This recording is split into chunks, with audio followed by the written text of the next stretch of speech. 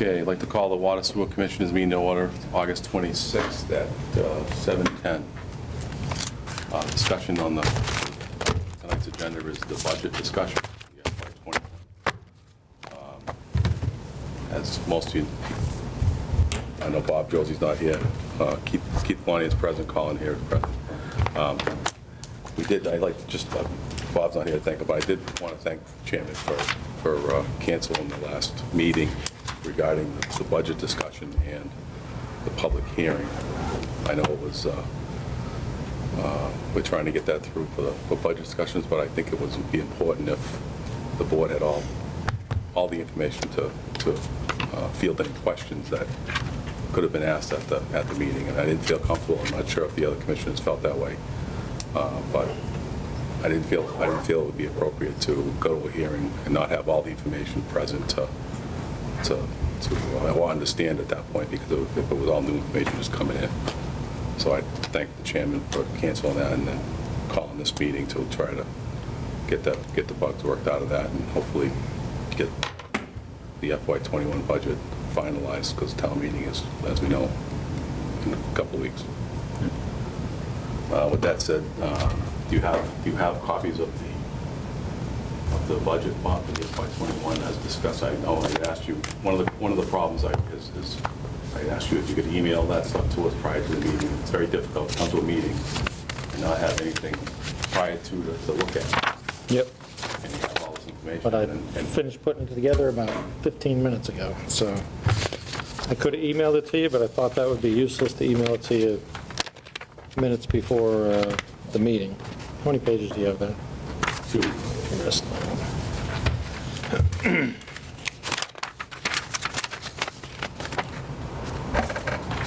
Thank you.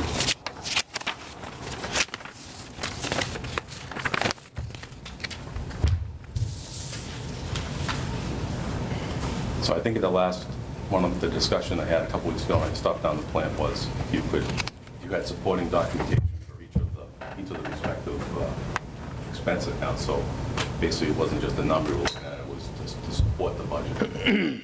Yeah, so Lee said that she gave you all that Well, that was for, yes, that was for the FY20 yep, for the expenditure report. We don't have a FY21 proposed expenditure, which we haven't in order to justify the budget. yeah. I mean, in order to go through line item and line item to give you where all the numbers are derived from, and that's going to take me months to go through. I mean, the reports that you get in here, we classify them different.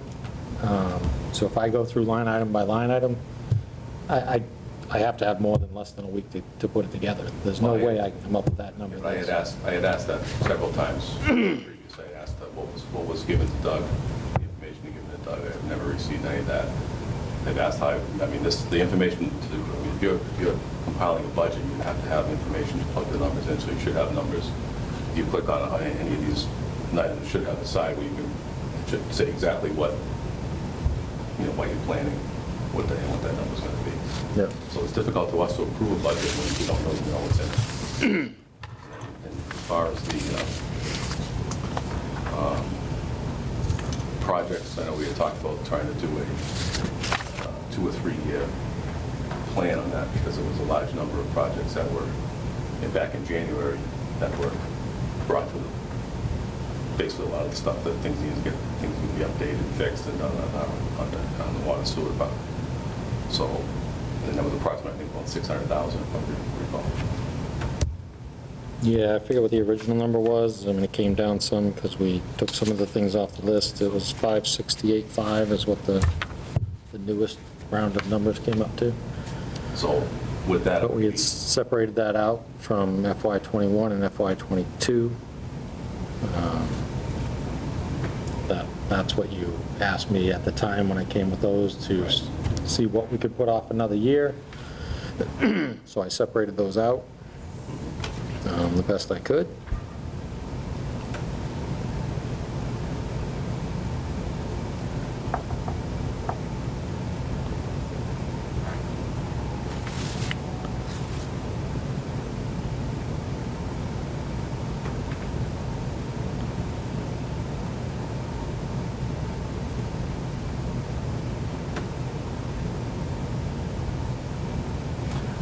some of this stuff, like you put on it, like the siding painting for the commissioner's choice, that, a lot of these things have been, like that, I can tell you, that's been discussed for Years. years. Yep.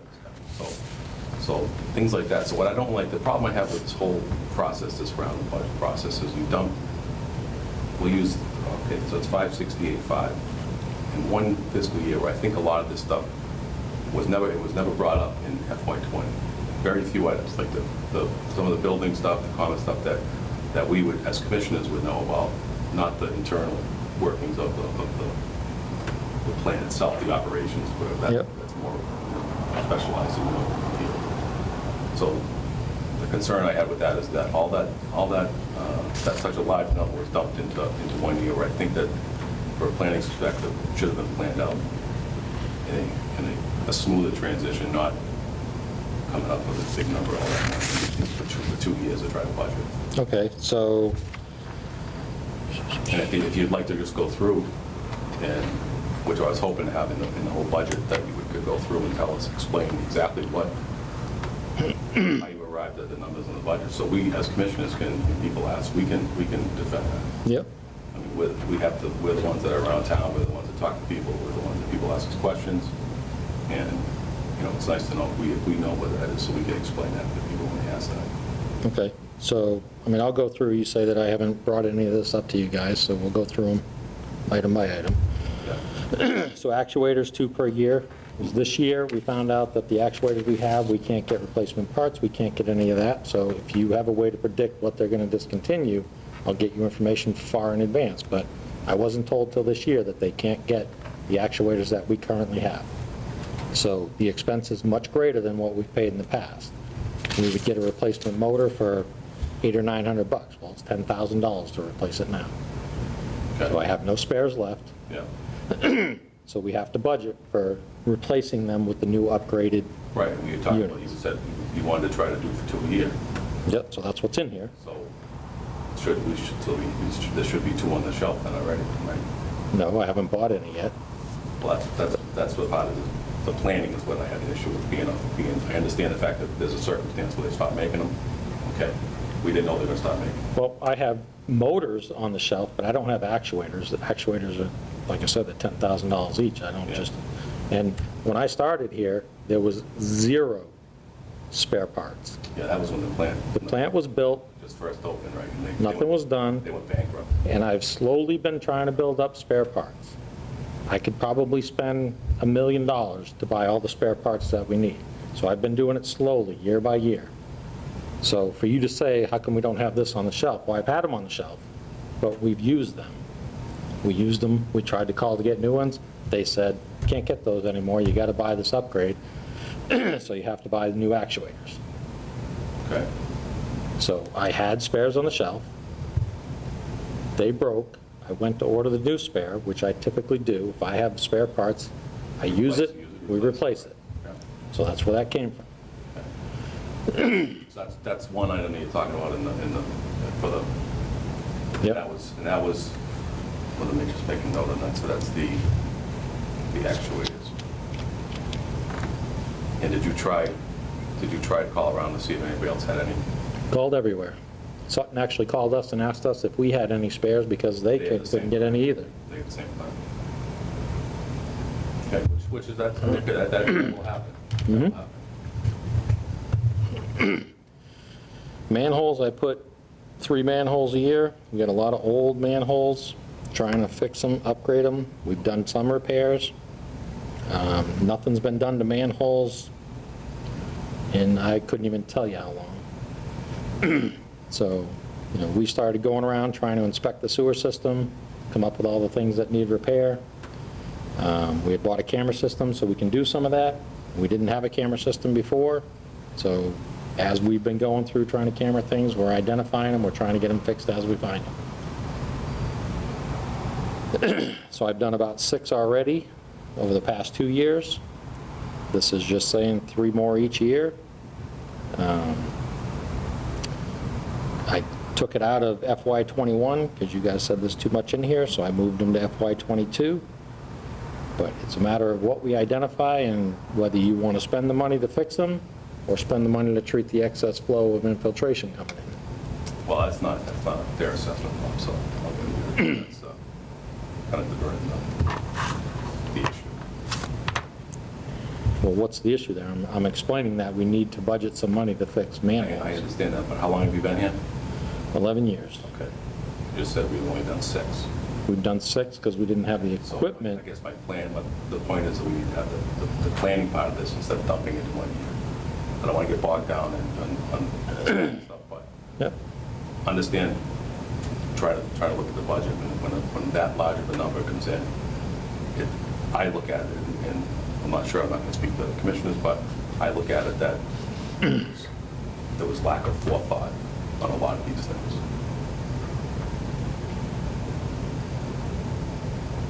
For planning purposes.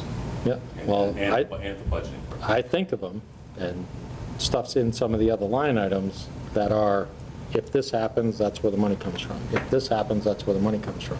I don't budget for all of them, Right. but if they happen, I have money there to cover it.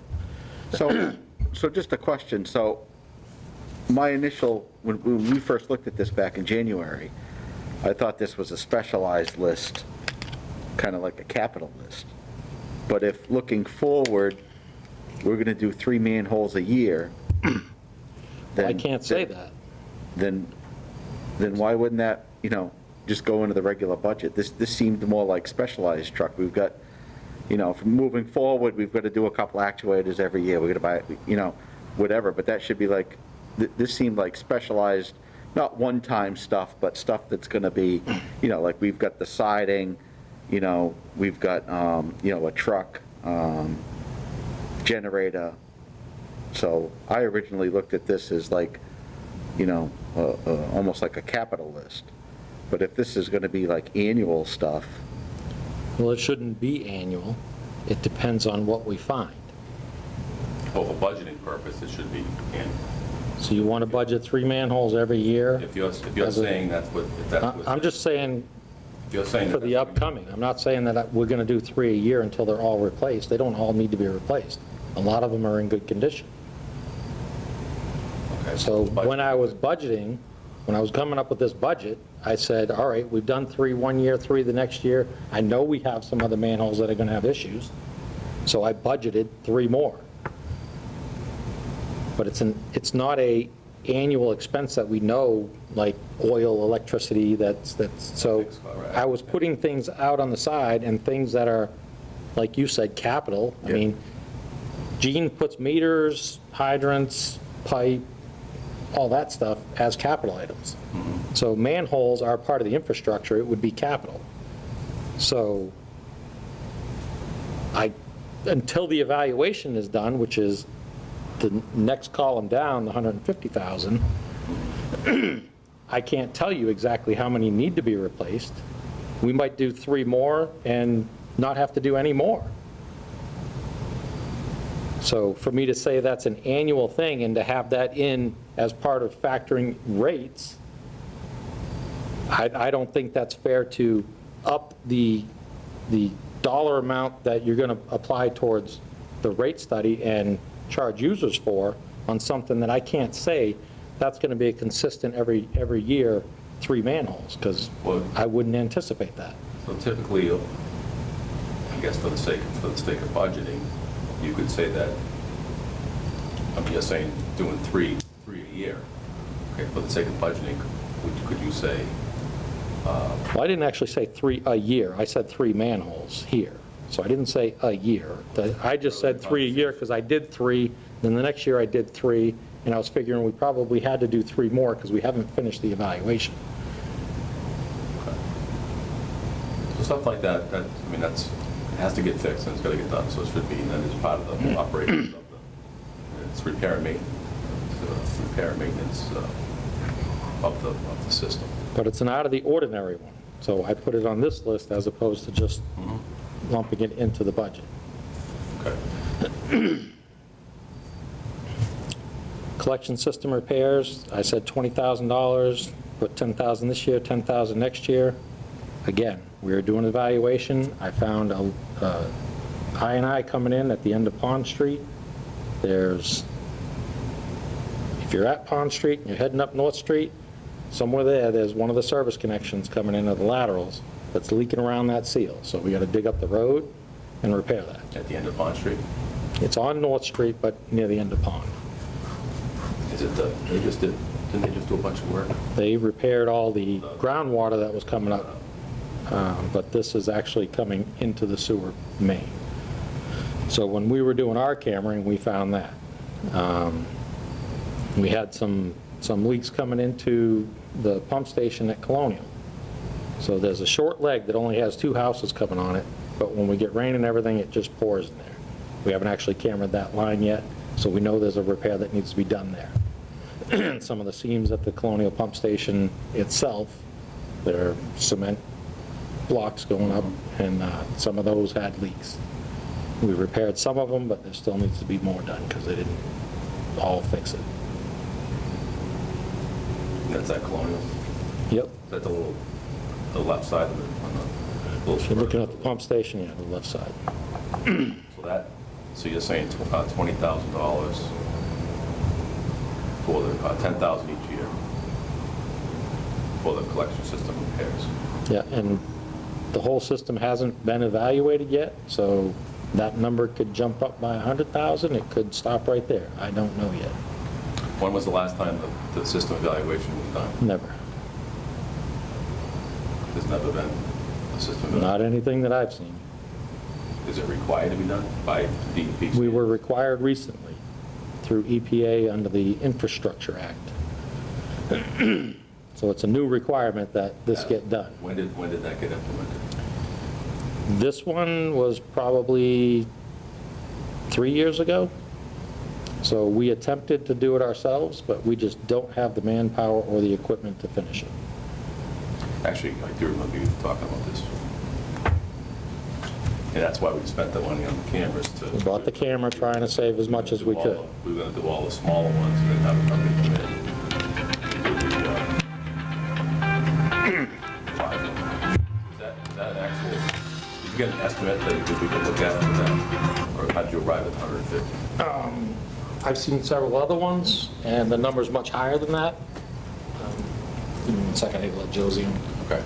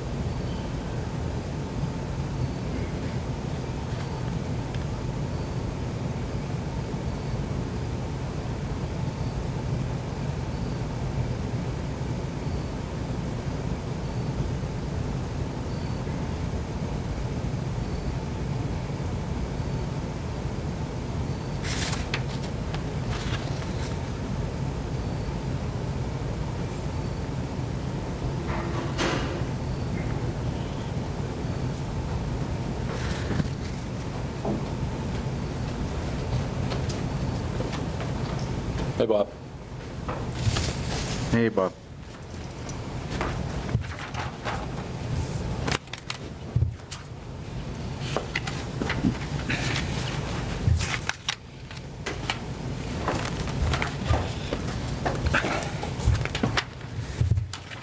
I'll just give you a quick rundown while we're just going through the list of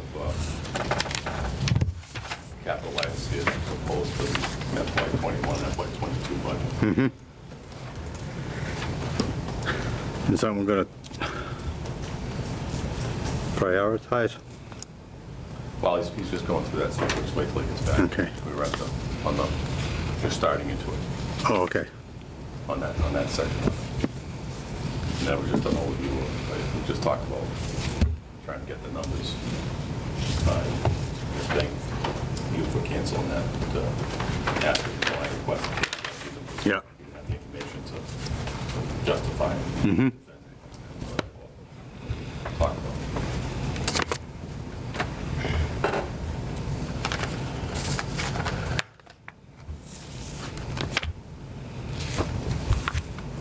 So we're at the,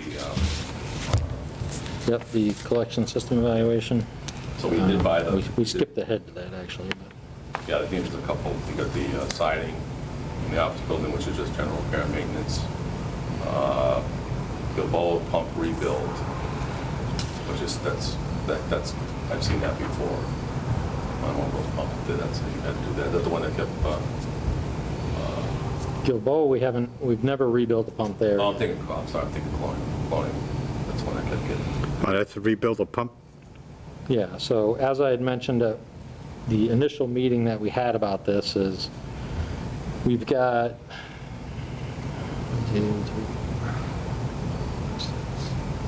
we have 6 sewer pump station, or 6 pumps for sewer pump stations.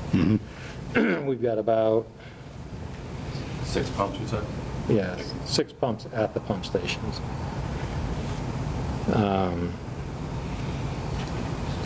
And then we have 3, 4, 5, 6, 7, probably 11 pumps at the sewer plant. So as I said before, you know, we need to start getting on a rotation where we probably rebuild a pump a year.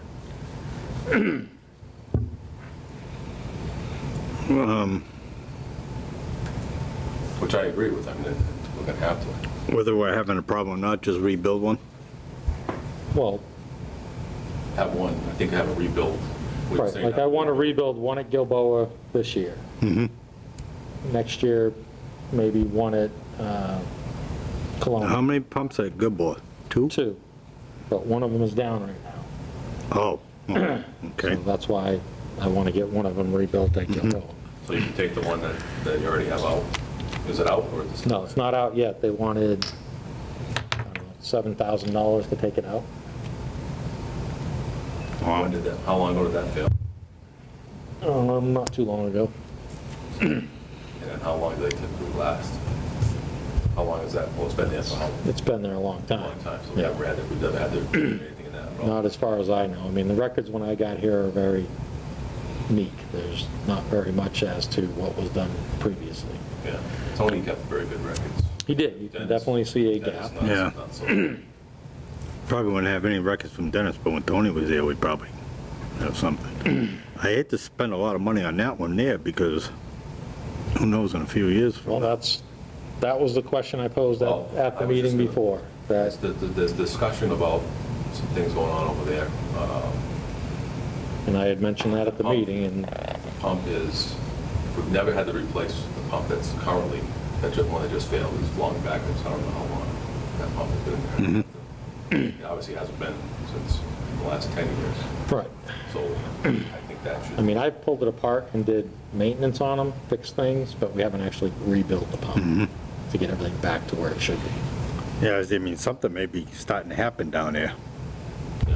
Next year. My suggestion would be to slide that out to, Well, that's what I had recommended in Yeah, the wait. original meeting we had of this, and you guys said, well, if one's down, you can't. well, I was, Can't wait on it. I didn't get all the detailed information that you just gave, me, that one's never failed. Yep. So I guess so that'd be my suggestion, and I don't know what the rest of the board is, but I would slide that out and also wait and see what the discussion is with the, And that was what I was leaning towards at the last time, but, Take it out completely? well, just hold off. Hold off, for yeah. now, until we see what's going to be. There's a lot of stuff on here we have to try to do, and we don't know what's going to happen. They need to do a full rehab on that anyway. Right. There's no sense doing that. The one there's already lasted. God, that's been there forever. Yeah, it's definitely more than 15 years old, I can tell you that. Yeah. Is it? Yeah, So, yeah, so I have more confidence. that was probably from the 70s.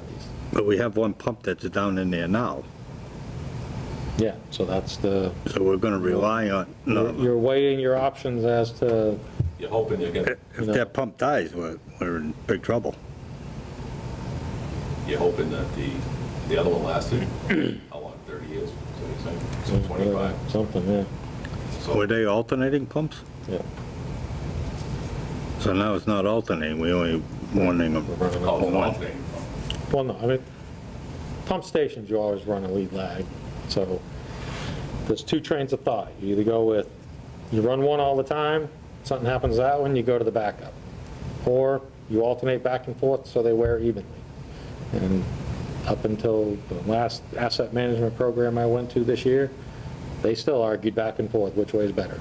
Yeah, I know it. It's a matter of preference, because they It's a say toss-up. if you alternate back and forth, then you end up with two pumps dying at the same time. Or if you just run one, then that one runs and runs and runs, you put a ton of hours on it, and then something happens to that, you switch over to the backup pump. But in my experience in wastewater, if you leave one pump sitting doing nothing for years, it's not going to work when you go to try it. So I've always gone with the alternating theory, saying, keep them both operating, so parts aren't drying out, aren't getting exposed to hydrogen sulfide gas, which eats all the parts up. So, I was unaware of the alternating, so they alternate, but, we've done maintenance, we've done pulling pumps apart and fixing things on them, but it's six of one, half dozen of the other. I think for the purpose of budgeting, I guess my suggestion would be that we hold it, and then if something, all the other ones complete that, so it's a gamble. That's why, Yeah, but that's an awful big gamble if the pump breaks down and we don't have a spare. We don't have a spare to put in. that was the same conversation we had last time. The last meeting, it was, no, we need to go ahead and get it fixed, because we can't rely on just having one pump.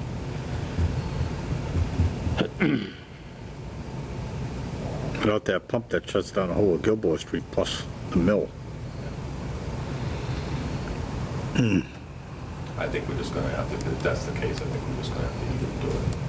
I hate to say it, but. No, I know, I hate to throw away And I was assuming that the $1,000. other one was just like a new one sitting there that you just Yeah, no. fire up, and that's how I interpret that conversation. and that pump won't fit something else. Nope. In fact, when we had the VFDs installed and everything, they came in, gave us a price, and then they came back and said, yeah, that's an oddball frame, you can't get that motor, it cost X amount more than we proposed originally, so they never changed the motors. They just installed VFDs on the old inefficient motors.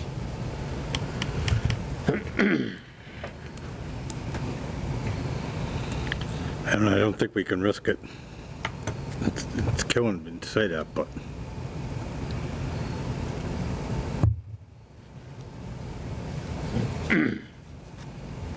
you're gonna have to leave that in there. I think it's gonna have to be, just for the sake that they're alternating, and then I thought I was under the impression that the new pump was sitting in and just fire. Oh, yeah. So I have to defer to people that understand that and recommend the best practice on that. Yeah, not realizing it would, it's alternating pumps, you wouldn't know that. It's kind of. All right.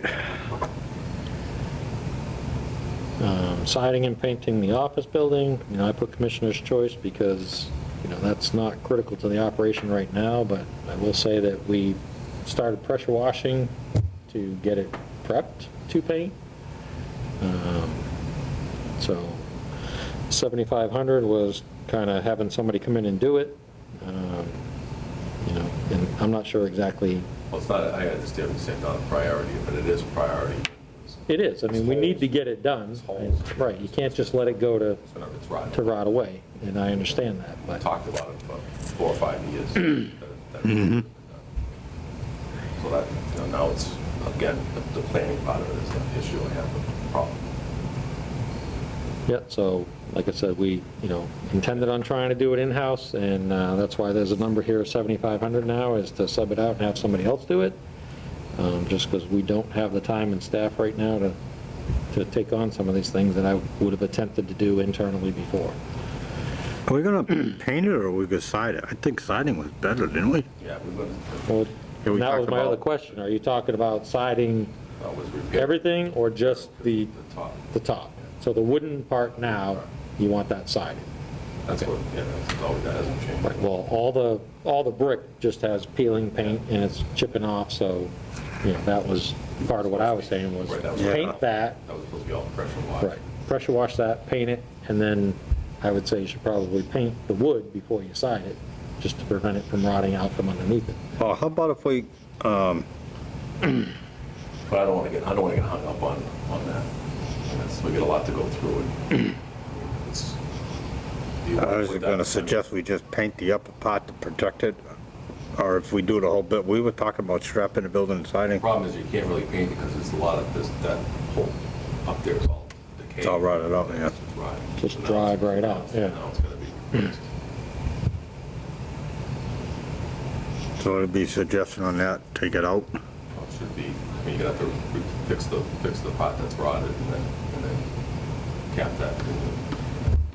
It's the fascia board that's completely dried out. The T111 still seems like it's fine, so you can paint that and then side over We have to replace the fascia board. Well, the fascia, can we just replace it with plastic? Just get a price. Can we just replace that with plastic wood instead of replacing the fascia and then wrapping it? Yep, we could. We could do Well, that's- PVC. That's what I recommend, but that PVC. PVC is expensive, It so. is expensive. So for your Yeah, side, but is it what's cheaper to side? replacing the or- board now and then aluminum siding, I bet you it's gonna wind up even more. No, cap wrap it in aluminum. Oh, is that what you're talking about? You weren't talking, yeah, No, just wrap the wood in. right. Which is a lot But cheaper. you still gotta face, it's cheaper to wrap it in aluminum Yeah. than it is plastic wood, PVC? Really? That's expensive. Oh, wow. I didn't know it was that. Yeah. So how accurate is that number of 7,500? And then maybe just check to see, just get a price on it to see if it can be painted. If it can be painted, and buy some time and do that. Didn't we talk about Not one time accurate, doing the but whole building? Strapping it and siding and the whole thing? At one point, yeah, but obviously with I mean, that was years ago. I mean, we haven't, yeah.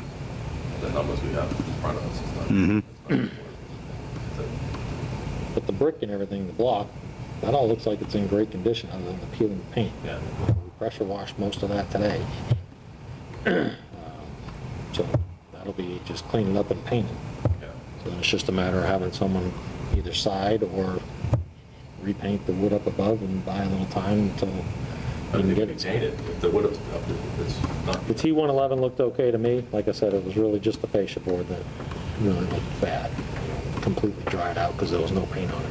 I hate to say it, but I think I was probably the last guy to paint that. Really? So how many years ago was that? Well, why don't, So, because we had staging one year and we painted that building. if we change the fascia board, just paint everything and do buy us some time, or?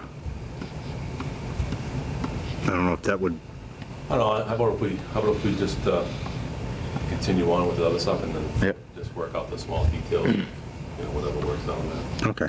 Just kind of get, we know it's going to address, how it gets addressed, so we have to All right. work that out. Just to keep everything going, so we don't get bogged down too much on a lot of Okay. stuff.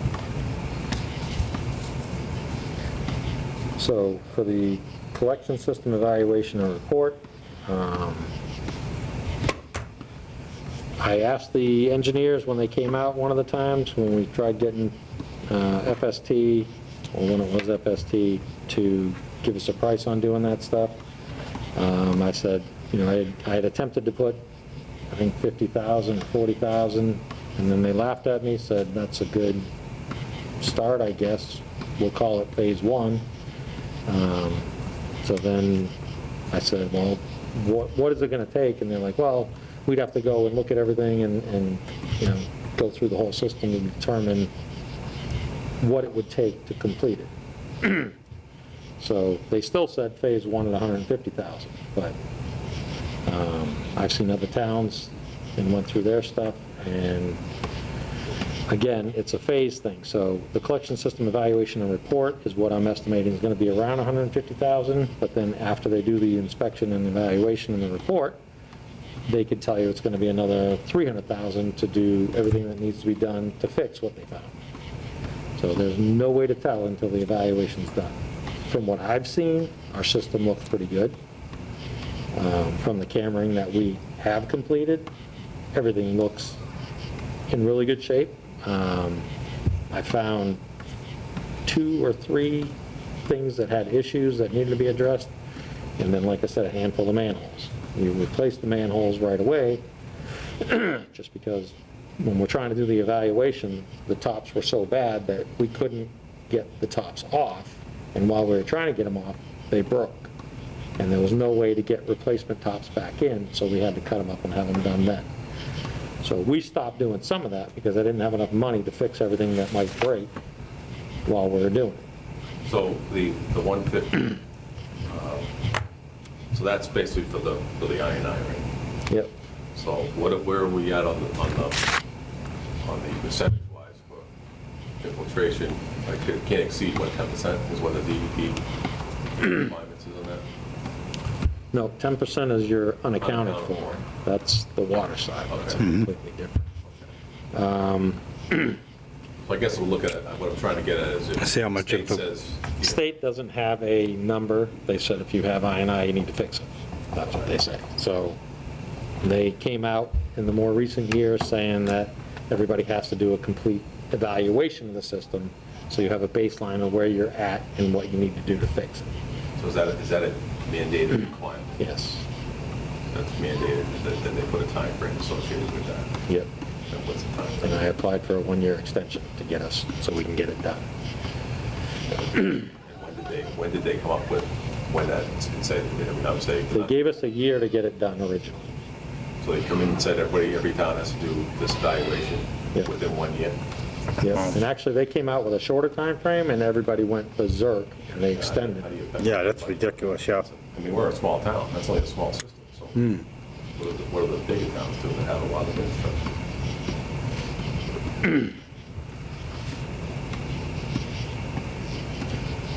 So there's no some mandates that has to get done, so I guess I was trying to look at it, that if you know that the system, based on, because you see what's coming into the flow when you know what's coming in, you know what they.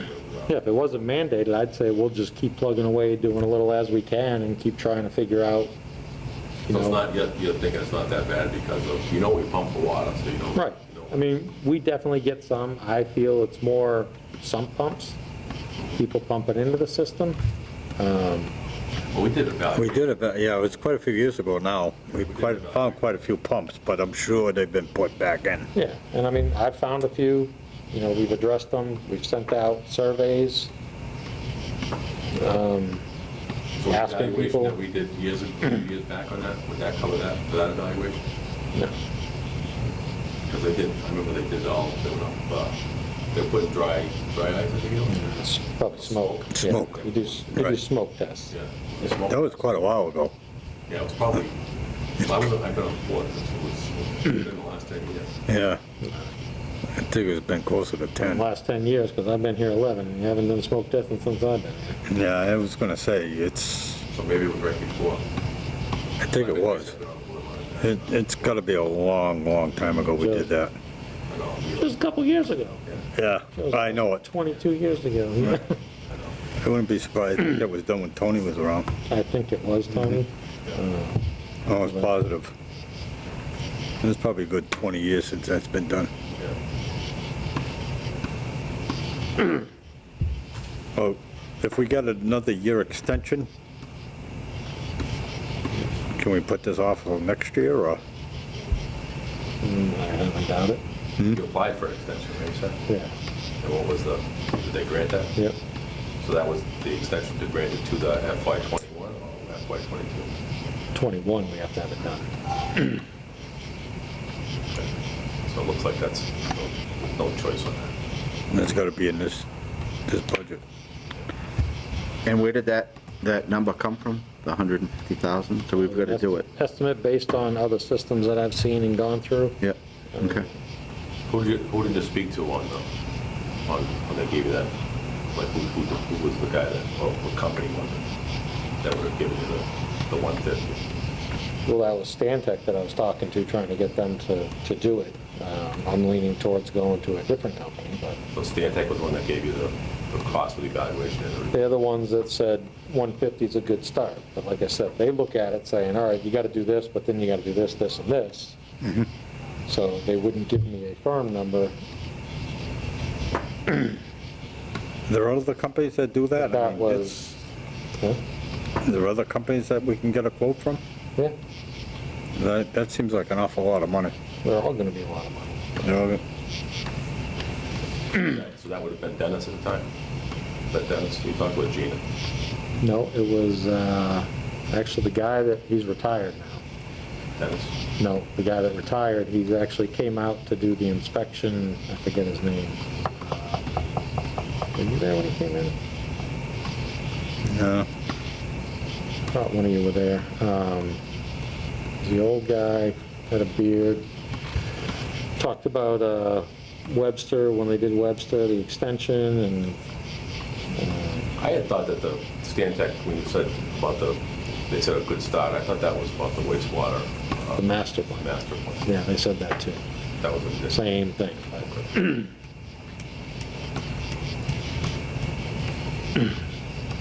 But, yeah, I thought the guy that we were talking to was strictly the wastewater guy, because that's why they brought him in to meet with us and discuss that. But he's out doing the water inspection in Sleepy Hollow. So I guess they were trying to do the horizontal boring. Yeah. So he came out for the inspection on that, because the other guy that was doing the inspections up there wasn't available, so. But they pulled him out of retirement for a few days to come up and do that, so.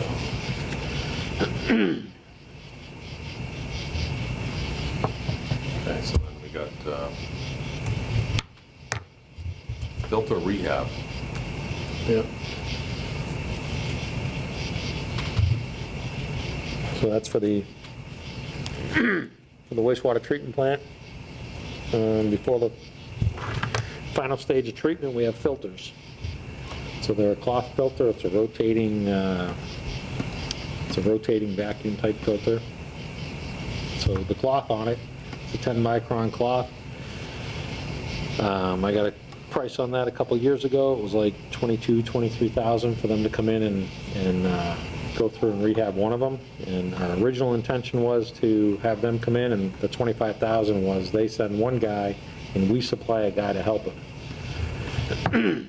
So that was the intent, have one of our guys go with them, go through, do the whole filter rehab, we'll see how it's done, and then we could do the other one ourselves. But there's two things here, is the pilot study for the alum and phosphorus removal, Take this off. because We far enough apart? It'll be 6 feet out of mass, but I'll slide down a little bit more. so, No, you can't, I can't breathe with them on. breathe with this Too one long. now. You get used to it. Huh? You get used to it. Not choking I don't know out. if I can ever get used to it. Collapsing over here. So there was two parts of that. The filter rehab we need to do is just kind of, if you go through the manuals, you're supposed to replace the filters every so many years. We're probably a little beyond that point. Back when I originally priced it, you know, that was around the time that we should have been doing it, which was a couple years ago. The filters still seem in okay shape. You know, we're still passing permit fine, all our numbers look good, but we're getting near the end of life on those filters. How many filters are there? There's two, It was 2,500 per, 25,000 25,000 per filter per, of, that's 50 grand to just do 2 filters? yep. But then the pilot study, that's something different. That's that's why I put the filter first, because there's two different ways to go, and it's kind of why I held off a little bit, was we have 10 micron filters, but you can get 5 micron filters, which filter more, so it gets more removal. Problem with that is you backwash more, everything gets kind of worn more. But we should have had a new wastewater permit, I don't know, almost 10 years ago now. They still haven't renewed our wastewater permit, so we're still operating off the old one. But I can guarantee you there'll be at a minimum, an 80 parts per billion aluminum limit, which we don't currently have. So once they hit us with that limit, we use an aluminum product to remove the phosphorus. So we need to do a pilot study in order to be prepared and not be behind the 8 ball. Do a pilot study to find out what the best chemical is that can use the least dosage in order to achieve what we need to achieve for phosphorus removal and not have all the aluminum left over after Like- treatment. They get discharged. Right. Now you're treating one, and then now you're sending another one down the road. Correct. So they figured that out and said, oh, well, everybody treats phosphorus with aluminum or an alum, so it's an aluminum salt type chemical. So once they figured out that, oh, everybody's using this treatment, well, now let's see what that effect is having. So then they start testing and finding out everybody's discharging aluminum. So they hit you a limit on that. So then you got to redo everything again and come up with a different way to treat. Is there any grants available for any of these, like when they, like the big ticket items, like the collection system report and evaluation? Are there any grants that you can apply for? I've looked for that. Since it's a mandated state requirement? No, I looked for that, but what they are starting to come out with now is grants for doing the repairs that you found doing that stuff. But why would we do the pilot study? Wouldn't industry have already determined that such and such chemical can work to remove phosphorus? Why would we be studying that instead of industry solving it? Because everybody's waste stream is different. So the only way to do it is to have someone come in and actually test your waste stream to Yeah. find out what chemical. Because I've already done jar testing myself, and I can tell you that a PAC 2400 works better than the alum, but it's 4 times more expensive. Yeah, So alum was always the cheapest and effective way to treat. yeah, But there's 100 different ways you could do it, and it's a matter of finding what works. Because what works here might not work in Sutton. And it- Right. And it won't work in Webster, you know. Depends what you're treating, but. Exactly. Right. It all depends on what, you know, what your chemistry makeup is. And we don't have any industry, so it's a bedroom community. So, you know, they got to look at what your phosphorus loads are, what your flows are. They have to take your waste stream, because we may be getting something that other towns aren't, or other towns are getting something that we're not. And whether it's an industrial process that could be adding a chemical that's removing the phosphorus for you. So a different chemical will work somewhere else that won't work here, because we don't have that process contributing to the waste. So they have to look at what our waste makeup is and see what that's why they call it a pilot. They go through and they test all the different known treatments that work to remove phosphorus, and then they just go through all the testing dosages and, you know, add it at this quantity and it'll remove and get you to this point. So without doing it on our waste stream, and if you just say, all right, well, this works great over here, and then we go and upgrade all the equipment to treat with a PAC 2400, because that's what it worked over there, and then we spend $500,000 putting a new treatment process in, and then they say, oh, well, it didn't work. You know, and DEP, if you try to change a chemical, they're going to require a pilot study before they'll allow you to switch anyway. Well, hopefully our makeup changes, and we do get some industrial development and some commercial development where, you know, we can help out on the paying for some of this. Yep, so So I guess- did talk to an engineer, Blue Leaf. They've done pilot studies all over the world, based out of Charlton. He gave me a price. He said ballpark would be about $25,000. So that's where that number came from. But that's not a requirement yet. No, that is not a requirement. I'm just telling you. So that's why I put that off to '22. Okay. That's why it's not in this year's, because it's not required. And I would rather look at doing a filter rehab and switching the filter from a 10 to a 5 micron. Because when I talked to him, I actually met up with him at Home Depot one night and went through everything there with him. And he said that, because a lot of places are trying to switch from, which everybody said, the technology for treatment, you know, membrane filtration is basically the highest treatment you're going to get and get you the best quality out of the water. But Yep. it's a very expensive process. A lot of backwash, a lot of energy, a lot of moving parts, and a lot of maintenance on the equipment. So I asked him about putting like a polishing filter at the end, a small membrane filtration at the end. And he said that the studies that he's done, he's been getting better results with the filters we have and working with some of the chemicals, just going through a few different ones that he's tested. He said he gets better results with the filters we have and just getting all the chemistry correct than he has with membrane filtration, because he's run both side by side. So a much cheaper system to operate, and that's why you do a pilot, because anyone proven industry will tell you, go to membrane filtration and you'll get better treatment. But he's proven that he can get better treatment with the type filters that we have, which are very economical filters, so.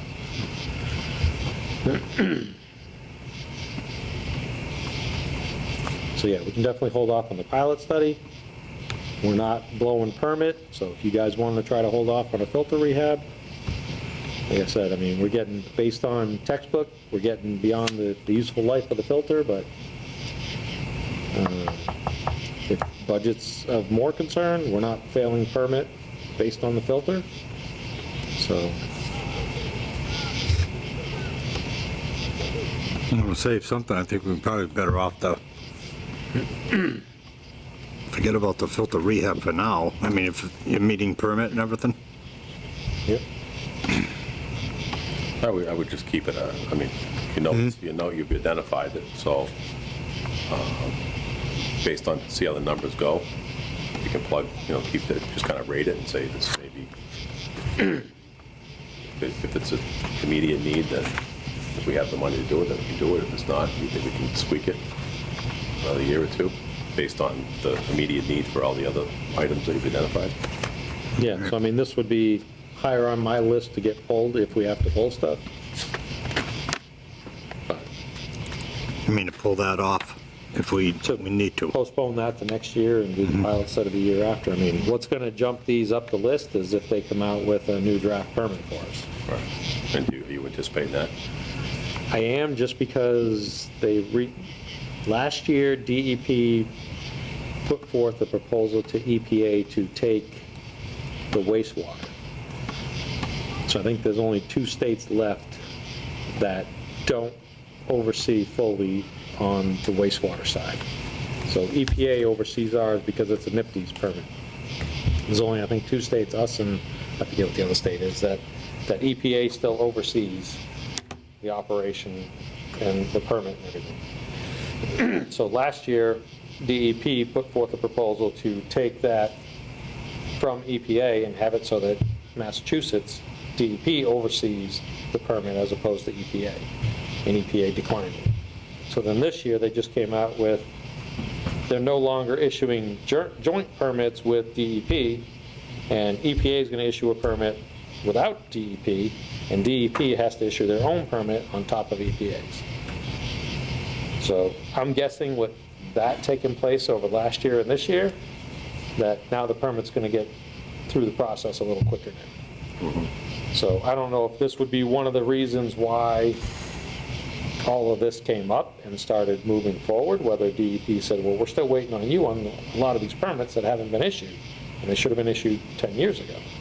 Or if EPA is saying, well, DEP's holding us up, so cut them loose, we're going to issue our permits and let them worry about their own permit. So one way or the other, I see that somebody was unhappy with what was going on, and they were trying to fix it so that they can get these things issued. Yeah, they're trying to tell me it's been 10 years since we talked to those people. Well, she's come out a couple times. So You and I went, Yeah. met with them a couple of, that's 10 years ago? the original one, yeah. And then I think probably 3 years ago, she came back out. Actually, it was EPA, DEP, a whole group of them came out again, and we went through Well, there everything was again. 2 that we met with, you and I. Yeah, Claire Goldenberg and, Yeah, I don't remember their name. I forget the other lady's name from EPA, but.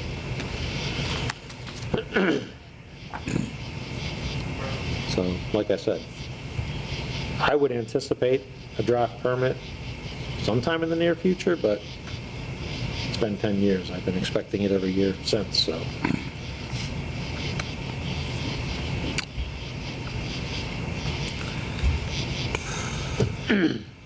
All right, so wireless modem for SCADA. You guys, any other questions on the filters or the pilot study? Wireless modem from SCADA. Over the last year and a half, 2 years, we've been having issues trying to get the phone lines right. That seems like it's been an ongoing Yeah, for a long time. Year after year after year, trying to get communications and all. That's on the water side. This is down the Oh, treatment. that's on the plant. water, oh, So this is at the treatment plant down here. Never really had major issues with the phone line down there, but for some reason, whatever it is with the phone lines, we keep losing. It knocks out the alarm system, so we won't get alarm calls if something happens down the treatment line. It's not calling, we have to reboot the computers, and it seems to be the modems that are screwing it up. So Ari Erickson, who manages the alarm system and the computer software that runs the treatment plant, basically, they recommended going to a wireless modem. So that was within the last year that they said, that's probably your next best bet, is to go to a wireless modem. Is that what they just did? I thought I looked through one of the expense reports on that Ericsson was in, they had a couple big ticket items in there. Ericsson, they came out, that was, as I mentioned last time we had a conversation, the CPU for the main CPU for the treatment plant. We lost the main CPU, and those are discontinued, so you can't get that CPU anymore. I've done some research. I haven't gone through all the numbers yet, but I found a couple places that still have a few. But you can't get from the manufacturer those same CPUs now. So that's another thing that we're going to have to discuss at some point here, is looking at upgrading all the electronic components to new available components. But I can tell you that one CPU, and we probably have 10 of them down there, so one of them is $18,000 is what Ericsson gave us a price for. And that's one module, probably about the size of this phone, that plugs into the electrical panel. Actually, I probably got pictures of it if you want to see what it is, but.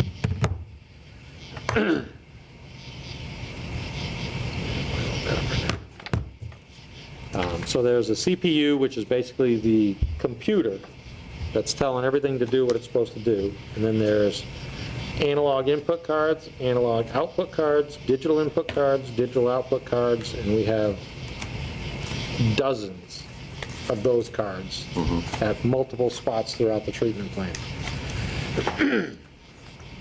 So back when I was trying to build spare parts inventory, I got a price from Ericsson to buy a backup CPU, a backup input analog, a backup output analog, a backup input digital, a backup input or output digital.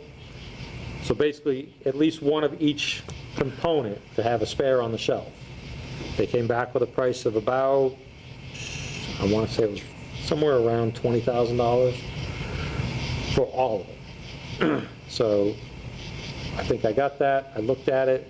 It was probably close to end of the budget year, so I said, all right, called them up, said, all right, I want to order all the spare parts. They said, oh yeah, they just discontinued that, so the price just tripled. So I went from $20,000 to $60,000 for one backup of each.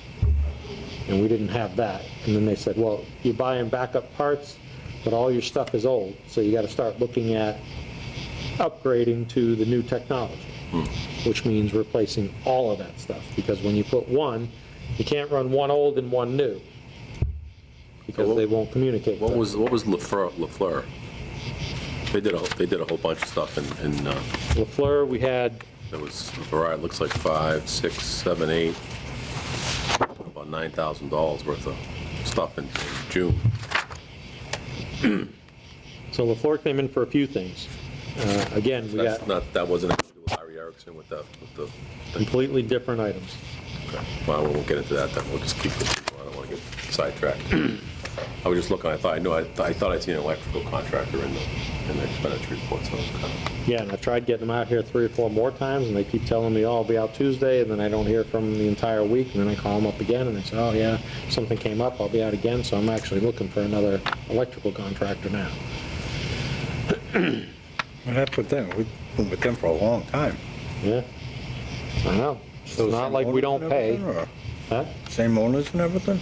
As far as I know. Yeah, and they get paid right away. Yeah. I mean, we've never given them a hard time about any of their stuff, so. Yeah. This is, and there's also a truck. We have a truck in here that is going to be, I seen that was encumbered. Well, that's not on this list anymore. There was half a truck put off to next year. That was put off till 2022. So that was half water, half sewer. Right, so you did just, I purchased, because originally we had a full truck underwater to replace the F-350, but we're still short a truck or a vehicle. But we're replacing the 350 because that's our main work truck with all Right. leaks, repairs, everything else. So I did take out the, I don't know if I even have it listed in here anymore. Yeah, I took it completely out of this list. So I took that one out because we did purchase that under FY20. So the half a truck is still in here, but that's FY22. Well, half truck up there, and then the other half of the truck is should be in the water. Yeah, so, yeah, I didn't label it the same. If you go down to the second to the last little group there, it's 50/50 second truck.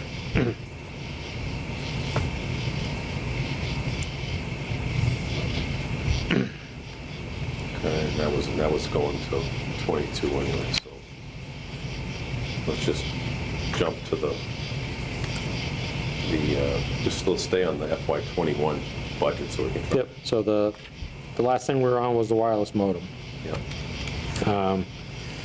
We had an issue at one time, we had the fax machine hooked up to that line, and anytime somebody either tried faxing in or we tried faxing out, it completely screwed up the alarm system on the wastewater side. So we disconnected the fax, we don't use the fax machine down there anymore. But then in the last year and a half, we've been having more issues with that phone line and the alarm system. So pretty much every day at the end of the day, Peter calls into the alarm system to make sure it's working, so that at least when we leave at the end of the day, we know it's working to get through to the next day. Why is all this stuff starting to happen? Well, it's a copper phone line, and Verizon is saying they're no longer maintaining or servicing those landlines, which is the problem we were having with what you were referring to before for years and years. And I think, as far as I know, whenever Glenn went in, you had problems with Glenn, communication between Since- Primary right. and Glenn since day one when that plant was built. We thought we had it fixed at one point because I guess the modem system that they put in to communicate between the two, Dave said it was obsolete before they even installed it. So we upgraded to newer modems, and then it seemed like it fixed it for 6 months, and then all of a sudden it went right back to the same problem. I had Verizon out here Yeah, at that was supposed to be least 24 times. The wireless was supposed to cure all that. Going wireless, I think, on that whole. Yeah, well, that was the next step. So yeah. just trying to work you through the progression. Okay, I I thought you had, meant it was still the issue with that, okay. yeah, so there was still an issue with the wired modems. And then more recently, we switched to because we don't have alarm monitoring and we're actually required to at a lot of the pump stations, we went to the mission systems. And in the mission systems, they've upgraded their technology, and now we can talk between the stations that way. So we killed two birds with one stone, and we switched over between Glenn and Primary to communicate that way, and we haven't had an issue since.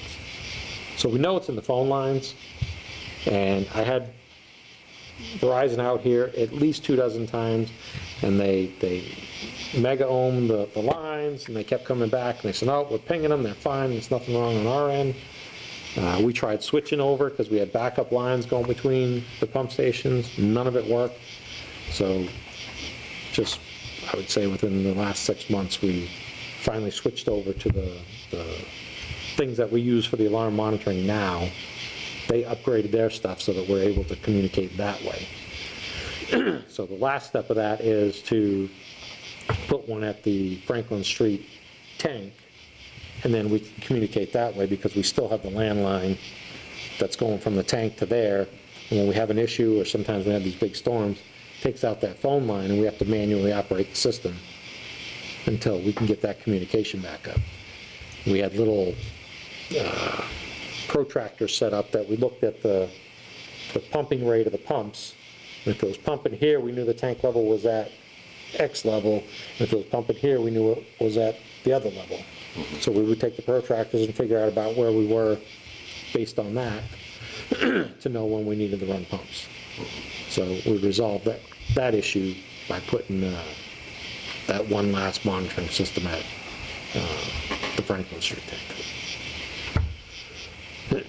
But none of that is in here. We've done that under the normal operating Yeah, budget. right, some of the stuff, again, will operate. So I guess, what we have going through some of this, So I mean, the smaller items, but how about the vulnerability study, which is that's a big ticket, 75,000? now that is an item that I brought up and put on this budget before they even announced that they were doing it. That came out this year, and we have until June of 2021 to complete it, And that came out this year? this year. Brand new. I found out about it before they even announced that they were gonna require it. I told a couple other systems, they didn't believe me, told them they needed a budget for it, they didn't do it, and then they came out with the announcement, basically after everybody had already done their budgets, but obviously this year, everything got screwed up, so we're behind the 8 ball and we haven't finished the budget, but. So that was a new requirement, mandated. Okay. The large systems over 50,000, I think, is required to have it done by December this year. And systems that, the capacity that we run under, the 3,300 to 10,000, is due June of 2021. So some of this, I've done a few classes on some of it, so I think a lot of them were saying it was supposed to be around $100,000 to do it, but I've already done some studies and some training, and did it through a grant through EPA to go through, and I've already done the flood portion of it, which is probably our biggest threat, or our biggest vulnerability with Whiten's Res, to the wastewater end, and probably to some of the water pump stations. So, so I've completed, it's not completed yet, we got one more session to complete the flood portion of this, doing it on my own. So that number might come down, but I don't have the actual proposal from a company to do it yet, so. But I did talk to a couple companies, and they estimated they could have it done within probably 2 months, so. What's the, what's called, the pipe and supplies for cemetery? So What cemetery are you referring to? Cemetery Street. Oh, Cemetery Street. Okay. Oh, I was thinking, I'm like, cemetery, yeah. So there's 2 sections right. that I think that we need to do, and I was trying to do internally if we could get Highway to dig. This one I've had conversations with John. Originally, we were going to attempt to do it last year. That didn't pan out.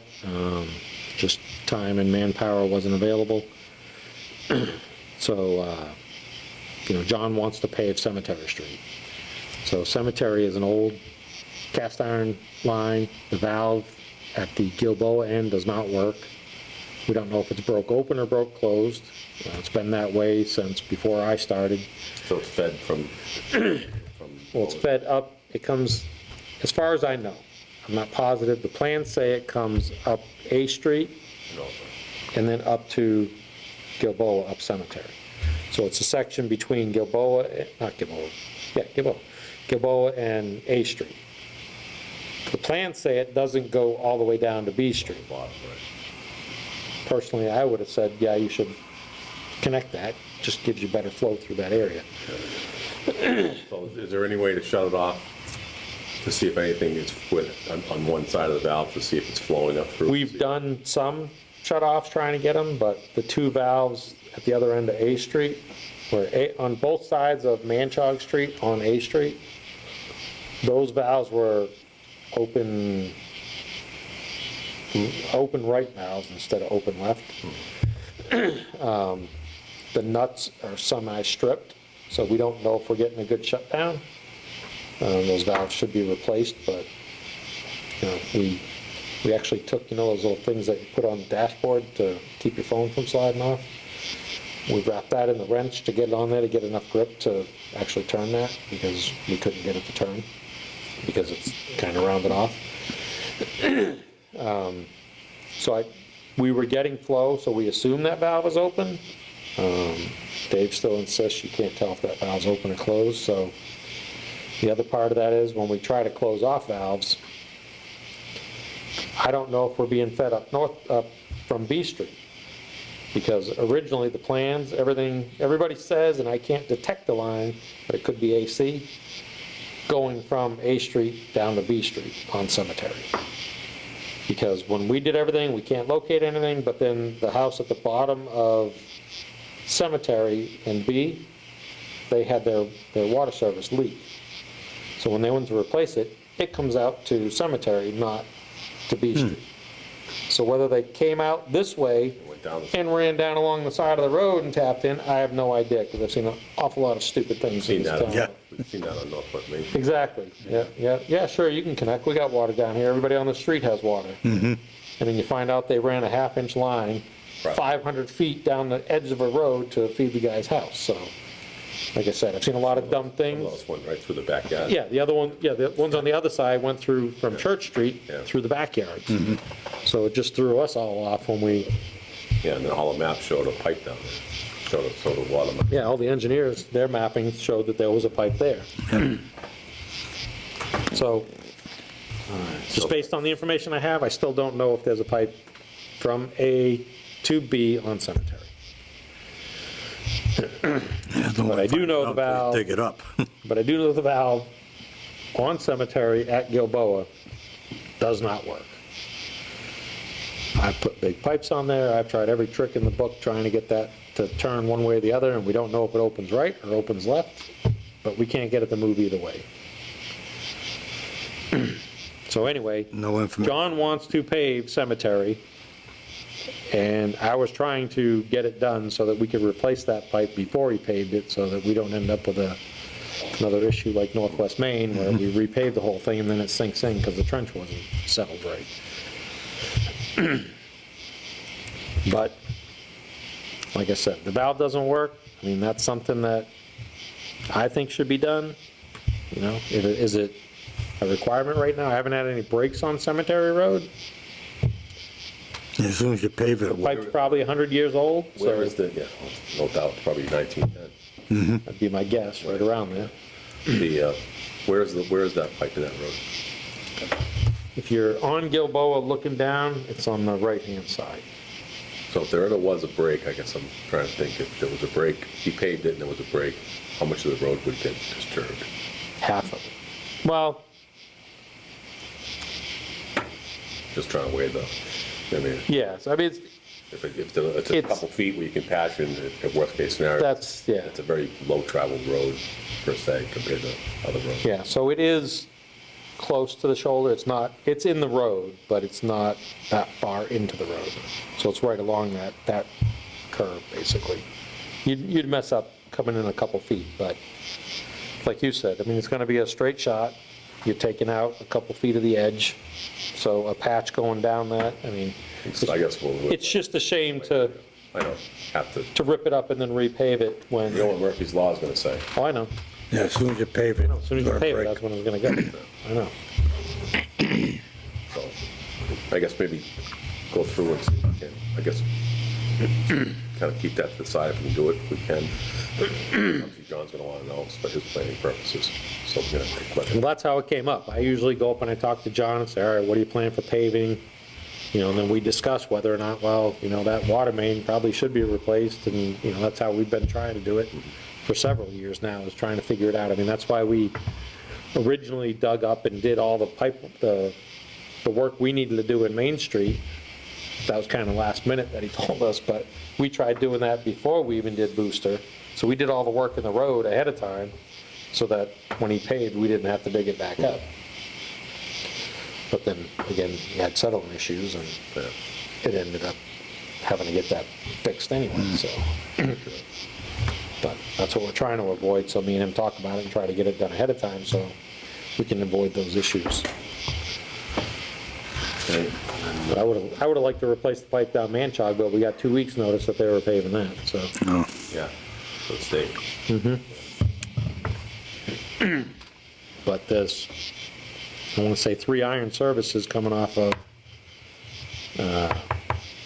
Manchog Street. So you know they're old iron lines, they're gonna let go sooner or later, and it would have been nice to get those done before they paved that road, but. But we did get Ken Manchog's valve fixed, and we finally changed that meter, so. That's one that's been on the books for years that we had to get fixed. And then you got the replacement of the primary generator, which I remember discussing that.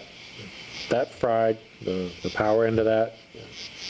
I still can't believe a rebuild cost would be, I mean, for the amount that it's probably got low hours in that. And it's older, but it's got low hours. Yeah, You would think that just a simple rebuild on the electrical part, that would be a hell of a lot cheaper than $33,000 for replacing it. yeah, I want to say, I think they estimated 20,000 to, it was crazy, yeah. High number. But it's, Repair. unfortunately, it's a 600 volt, and they're hard to find. So, you know, if it was 480 volt, it'd probably be a different story. So, I mean, I guess you got that option if you want to look at switching over the electric to 480 instead of 600. I've contemplated it. I don't know electrically, I mean, you buy 2 new motors, and it's basically, you got 2 motors that are running 600 in that. That's the main thing that you would need to upgrade.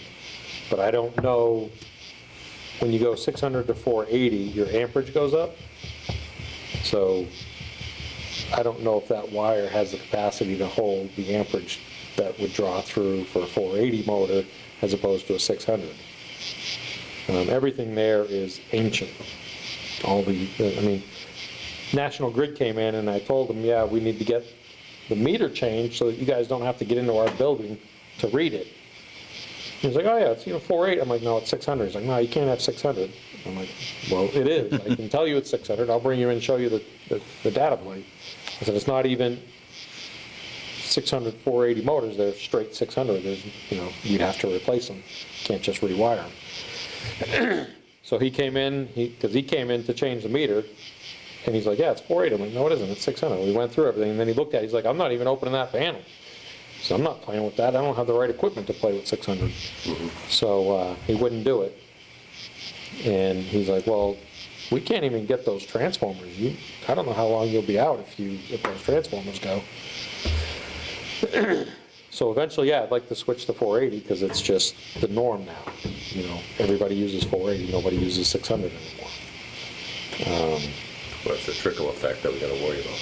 What does it cause with this, what does it with this, what do you get changed with that? Right, so, I mean, worst case scenario, you know, National Grid will run new lines in with the new transformers, but we would have to upgrade all the stuff inside, so switch gear. If it's rated for 600, it'll hold 480, but it's all your wires. That's the main expense, and that's expensive if you gotta rewire. Would you have to bring a bigger wire? You might have to go to bigger wire. Like I said, when you go from 600 volt to 480, you know, I mean, it's mathematical. It's watts times, Oh, I don't know nothing about that, so. so it's voltage times watts equals amps. So if you lower your voltage, your amps have to go up to get you the same. Oh, okay. So did you So you need bigger wiring. I with don't that. know. Did I you mean, break it down financially and see what the cost, if we change it to 480, would it be cheaper than the 33,000 and to replace that unit? the difference in price between a 480 generator and a 600 generator is not going to cover changing all the others. So it will be more money if you switch to 480, because you still got to buy a generator, but then you got to buy 2 motors and possibly rewire everything. So it's really. So that's gonna be big dollars. And what's the benefit? The only benefit is quicker turnaround if we need to get transformers, if we get, if somebody hits that telephone pole and wipes out those transformers, we could be down for a little while. That's on grid side. Right. But it still shuts us down. Yeah. Easier to get parts, easier to get motors if they go down. I mean, 600 volt motors aren't that difficult to get unless it's an odd frame, but those are normal frames, so.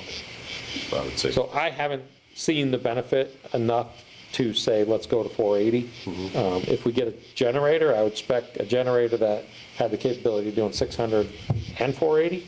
So if we ever do upgrade, We can I just, say upgrade, I think it's a downgrade because 600 is better than 400, 480, but if we upgrade to 480, I wouldn't want to switch over, switch over to 480 and then say, oh, well, now we got to upgrade the generator again. So you want the generator to be able to do 600 or 480. you gotta find out if you can buy one like that, or Yeah, you can get those. you can't, okay.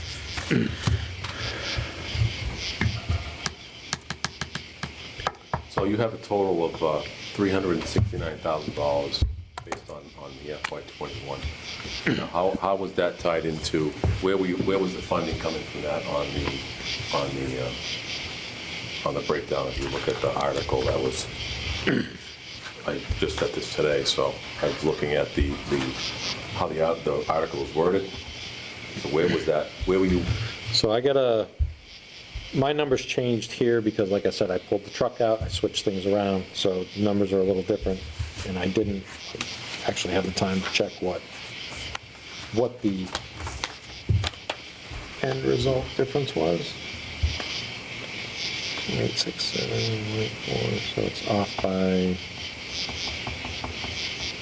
45,000, or 45,000 less here than originally, but Gene made me drop the from retained earnings by 60,000 because I didn't account for the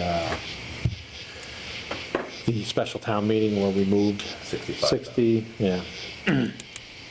So we had 246 instead of what I thought was 306. So anyway, to answer your question, that would be out of reserve for system development and retained earnings. So the 360, well, it's 45,000 less, you're telling? Well, no, there's still enough between reserve for system development and retained earnings to cover the 369, plus a little. Like I said, this was last minute getting these numbers. So reserved for, the debt was 106,602. 107,302 is what I had. 106,602. That's on the most recent. This is what Cheryl had sent me today. For the special town meeting, annual town meeting warrant. Okay, so that, Jean must have tweaked her numbers since she gave me the original numbers. Okay, so we have 106, so that's the debt for the debt, so we know what that is. Okay, so the sum of. So what did you say it was, 106? 106,602. Okay. And then you have to transfer the sum of 246 from retained earnings. So you're saying that that's going to come out of retained earnings? Mm-hmm. You have to, so, and then the transfer the sewer system development sum of 130, Yep, so it's coming out of that as well? yep, because I figured the collection system evaluation, that is part of your system development. So you're looking at your entire system Okay. and doing what you need to figure out what upgrades need to be done there.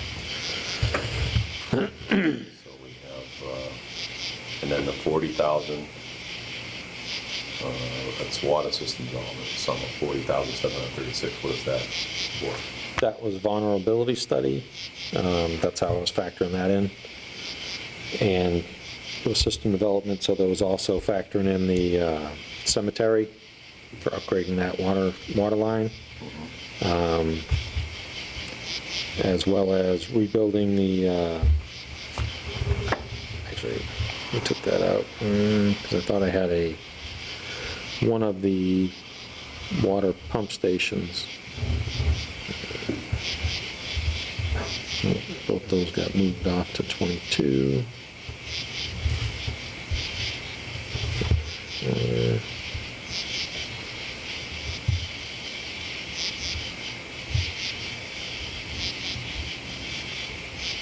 According to my math, we have 417,598 out of those three combined items.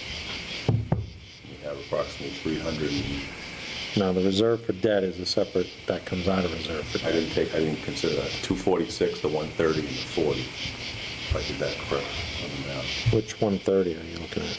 130 was transfer sewer system development. Oh, yeah, I combined them, I had 171. So you have 246,040 from retained earnings, 130,822 from water system development, 40,736 from the, that's water system development, sorry. Sewer system was the 130, water was the 40. Yep. So a total of 417,598, I believe, just doing some quick ones and add something up. Yeah, 416, 958. 417,598. Yeah, 416, 958. Maybe I,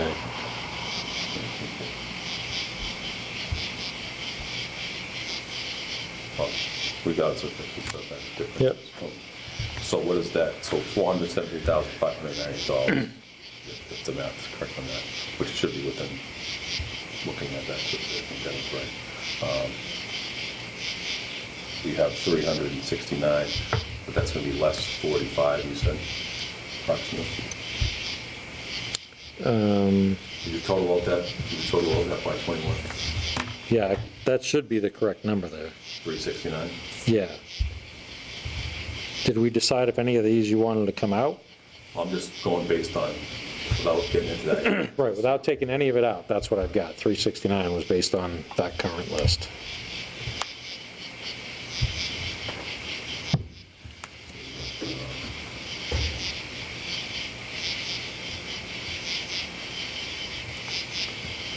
Just double check that. 48.5, 150, 25,000, 3,500, 20,000, 75,000, 14,000, and 33,000. 369. All right, so now we got 369 there, we have 417, that's in the, so Roughly. where's the difference on the, so you're looking at 31, 48,000, 48,5? That needs to be accounted for. Yeah, so, like I said, redoing all these was just recently, so I didn't revisit this, but that number was originally higher, the 369, I think originally, because I took the truck out. To find what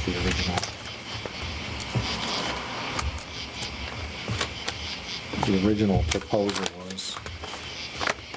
Is any of that money of the retained earnings used to supplement the operational side of the budget? Well, originally when I did it, it wasn't.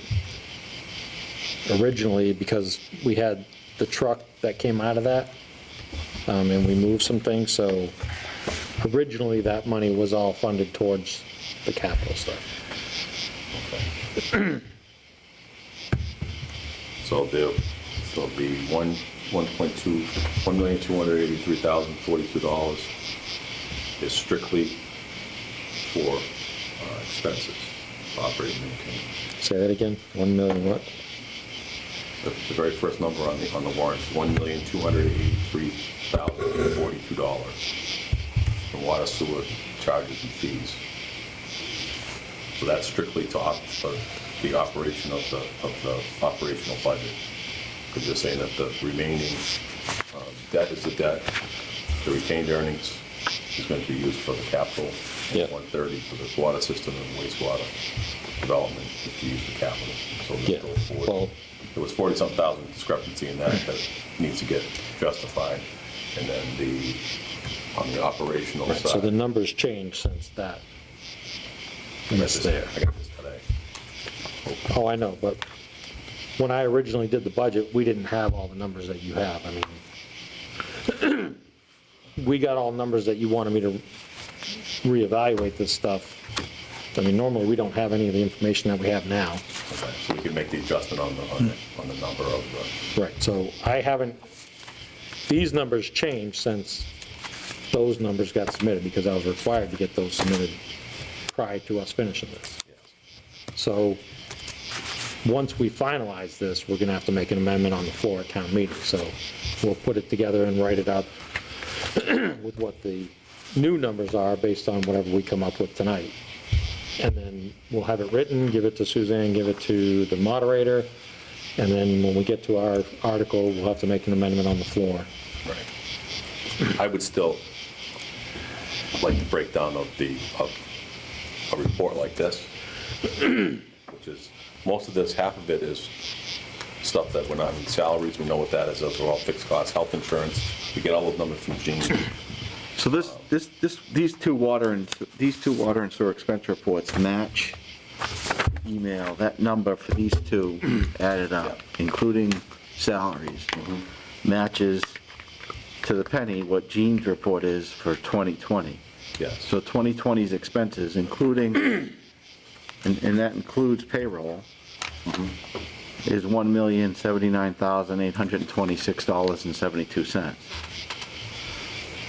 That's what was expended. No, 1,149,710.12. That's what was expended? Okay. On Gene's report? Gene's report is $1,079,826.72 for 2020. And that number Is matches. there a column next to that number, Well, then there's the encumbrances of another 69,000. which is expended on FY '20? Because we can, That's why it's an encumbrance. I get So you have to add that number to the 100. the encumbrance you have to add. Right. Yeah, and that which was, the encumbrance was 79. Okay. So let me, So if you just quickly do that math, it should come out to so if you just 149,710. give me a second to do that math so I can finish that thought process.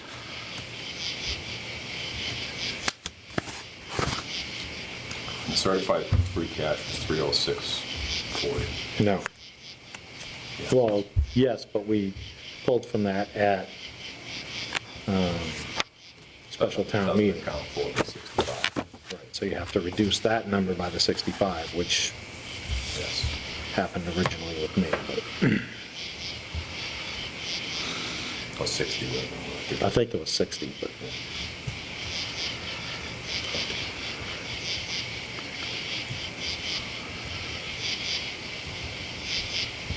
So, just, and bear with me, so, yeah.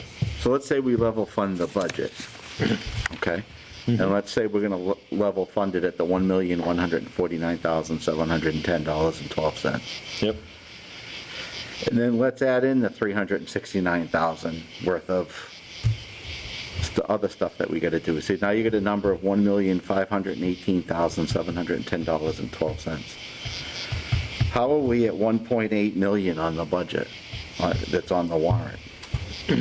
I mean, that's still a little under $300,000 that's, yep, because there's things in here that we factor in and try to figure out, but when I look at, you're working off of numbers 7 months after I started this process. no, I understand, but I'm just trying to, it's not even, I just feel like we're out and I'm not understanding the numbers. Right, so what I'm trying to explain to you, when I start the budget, it's in Yeah. January. If you could get me to where we do the budget after I have all of last year's numbers, I would come up with a much more detailed number and everything else, but I'm guessing halfway through the year, on what we're going to expend for the other half of the year. But I don't think we've ever gone to the floor with a $1.8 million budget. A what, 1 point what? $1.8 million budget. No, because we never separated out that 369,000. We haven't put in these big projects that are required. 417, if you add up those three numbers that you have there. Which three? You add up the 246, 40, 130, 822, and 40, 736. Up to the 417, but we have what's in the, and we have 369 in projects. We still have discrepancy. So, and I think what, Oh, yeah, but there's, chemical prices have gone up, salaries have gone up. right, those you can budget for. You know what, you can make it, the salaries, you know what the salary. Right, but you're asking me why we have a higher number, but we budget for things like last year, and then every year I do the same thing, and money always goes back to retained earnings, but it's because I sit and watch, and I'm trying to estimate based on what our revenues are, but when I see revenues aren't what we anticipated, They did drop a little bit. and I mean, I've got emails here on a class that they're offering to do, because every system in the state had the same problem. And there's a whole thing on financing and getting through the reduced revenues based on COVID, because that hit everyone. And I can tell you, I have conference calls every week with EPA and DEP that discusses all of this. And everybody's in the same boat, and everybody's up in arms, because they tied our hands and wouldn't let us go through the collection efforts. I won't say the collection efforts is where our problem was, because we still did fairly well on our collection efforts, even though we weren't allowed to do shut-offs. But revenues are down. The usages weren't there. Restaurants were closed. You weren't getting all the usage that you normally get. And I know we're a bedroom community, but it still affected us just as well. Our revenues weren't what we anticipated. So when I see that, and I take the numbers every year after we do our billing, and I go through everything and say, crap, we didn't meet what we were anticipating, so I have to cut out some of the things, and I look at what I figure can wait until next year, and what we have to hold off on to get through. I mean, yeah, I intended to do the painting, the building, and that stuff, but there's things that I had to hold off on, and there's things that I plan on doing, but I look at it and say, all right, if we don't have the revenue to support it, we can't go negative, so I hold back on doing some of the projects, so that we don't go over budget, or we don't have a budget that says we didn't bring in enough revenue to support it, even though we said this is what we anticipated. So some things get held off, and I don't do projects. I mean, I've got multiple lists of things that we'd like to get done. They're all little things here and there, but they add up to a lot of money. And don't get me wrong, I'm probably looking at it at an elementary level and certainly not at a finance, a finance person's level, but I'm not even close to what's in the warrant at 1.8, and I can, Well, he has a break. I can reason a 1.5, but Well,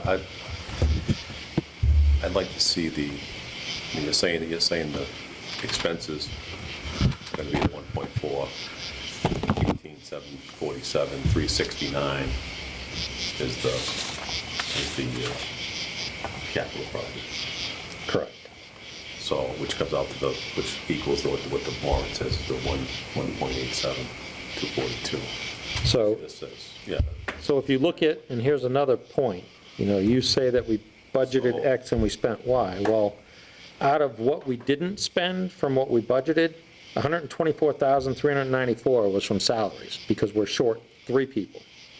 So there's right about half of the difference. So there's another half a difference that is expense side that I look at and say, all right, we can't do this because we don't have revenues based on what we build to cover what we budgeted. Correct me if I'm wrong, but wasn't there was about $320,000 that were of remaining revenue in that budget last year?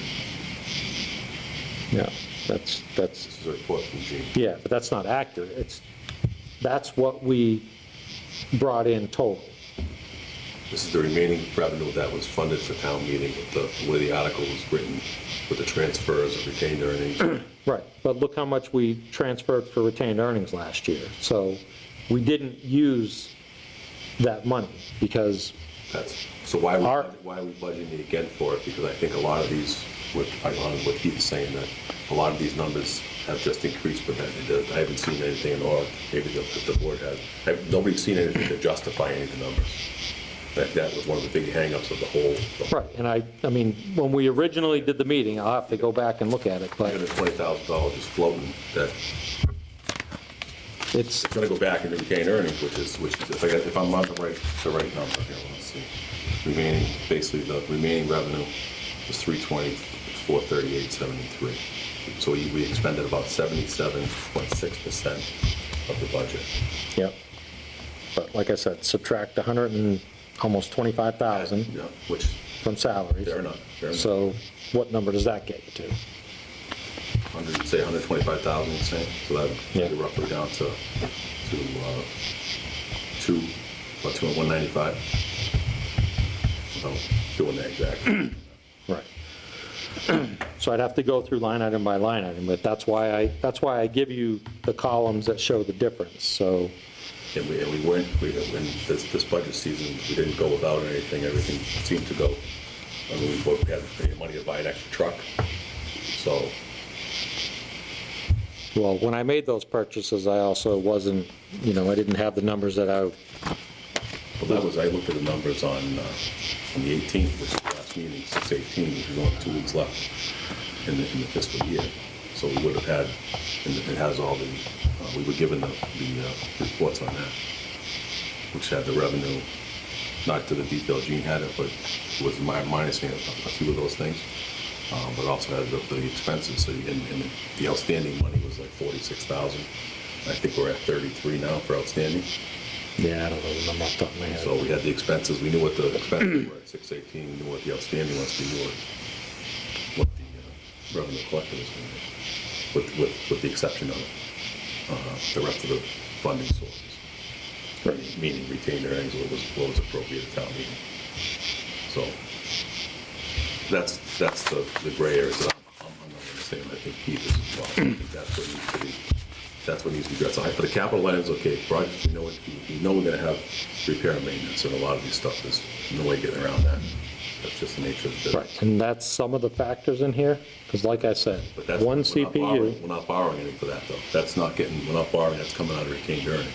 So the funding source for that, there's no rate increase that needs to justify the retained earnings, because that's coming, that money's being transferred from retained earnings.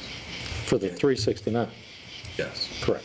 So that, That's why it was separated out, so it's not factored into the rates. right. So. But I still don't, and not to interrupt your train of thought, but even if I added in that 125,000 for the couple of positions that we're short, I'm still at like 1.6, It would be And this is, about $195,000, my math is what, that this budget could be reduced on, based on, Okay, well, you guys are factoring in straight salaries. the overtime calculated. Straight salaries, overtime, wages, I'll call it, okay? But when you hire a new person, I don't know if they're taking health insurance. I think 23,000? that, tried figuring the math on it, because it's all broken down in the expense report for the, I think if you have budgeted for so many employees, that I believe, and you can double check with Gene, but I think that number is automatically plugged in, you have to assume that they need insurance. I don't know that if that's the fact or not. I'm not sure. Like I said, they tell me I'm not allowed to know who has insurance, what insurance they're carrying. Right, we get a budget. They provide me a number. Right. I don't know if that's based on, You're saying. Who has you're taken not- it? You're not sure that If I hire- If Gene's numbers are based upon the existing employees and not the added employees. correct. So I don't know that. And I know typically, if you take somebody's salary, if you factor what that person costs budget-wise, it's 1.85%.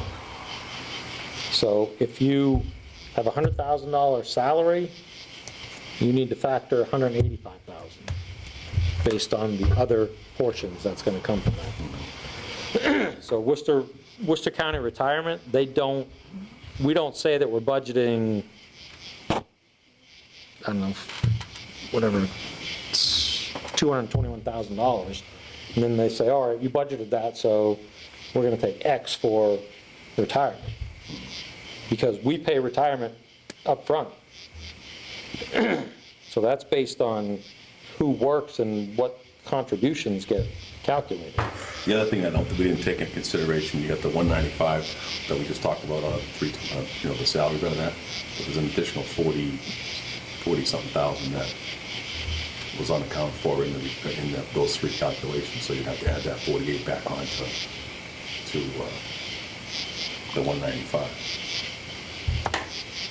Because yes, the capital projects came to 369, and according to what you're saying that. Oh, yeah. Right, well, that's why I said these numbers, I didn't reallocate what was what. That was done prior to fixing some of this. So that would substantially reduce, if we level fund the budget, the operational budget level funded, Yep. with the additional 369 requested for so that would just simply be transferred out of the money that we already have for retained earnings. Yep.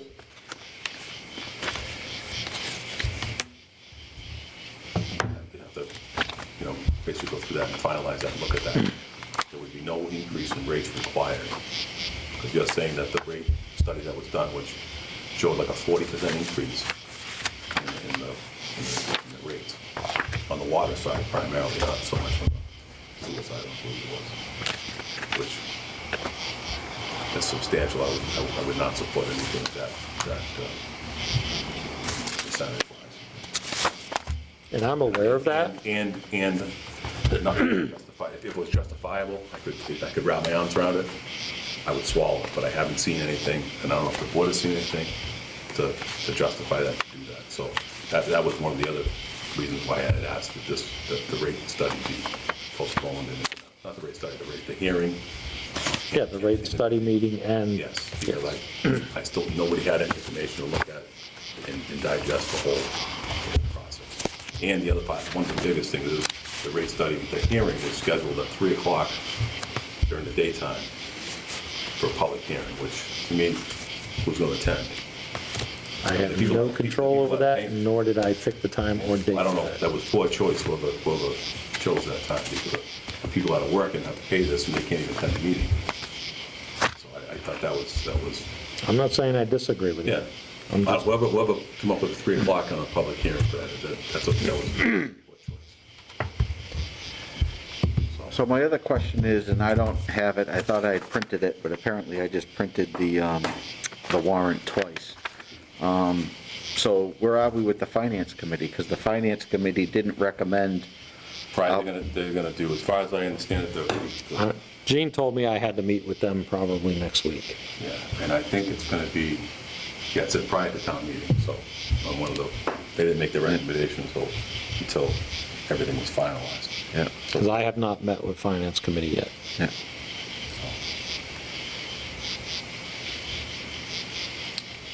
My position on it is I think that we should, given the time, we're in the middle of a pandemic, there's a lot of people that aren't working, a lot of people, the money is tight, we need to be tight.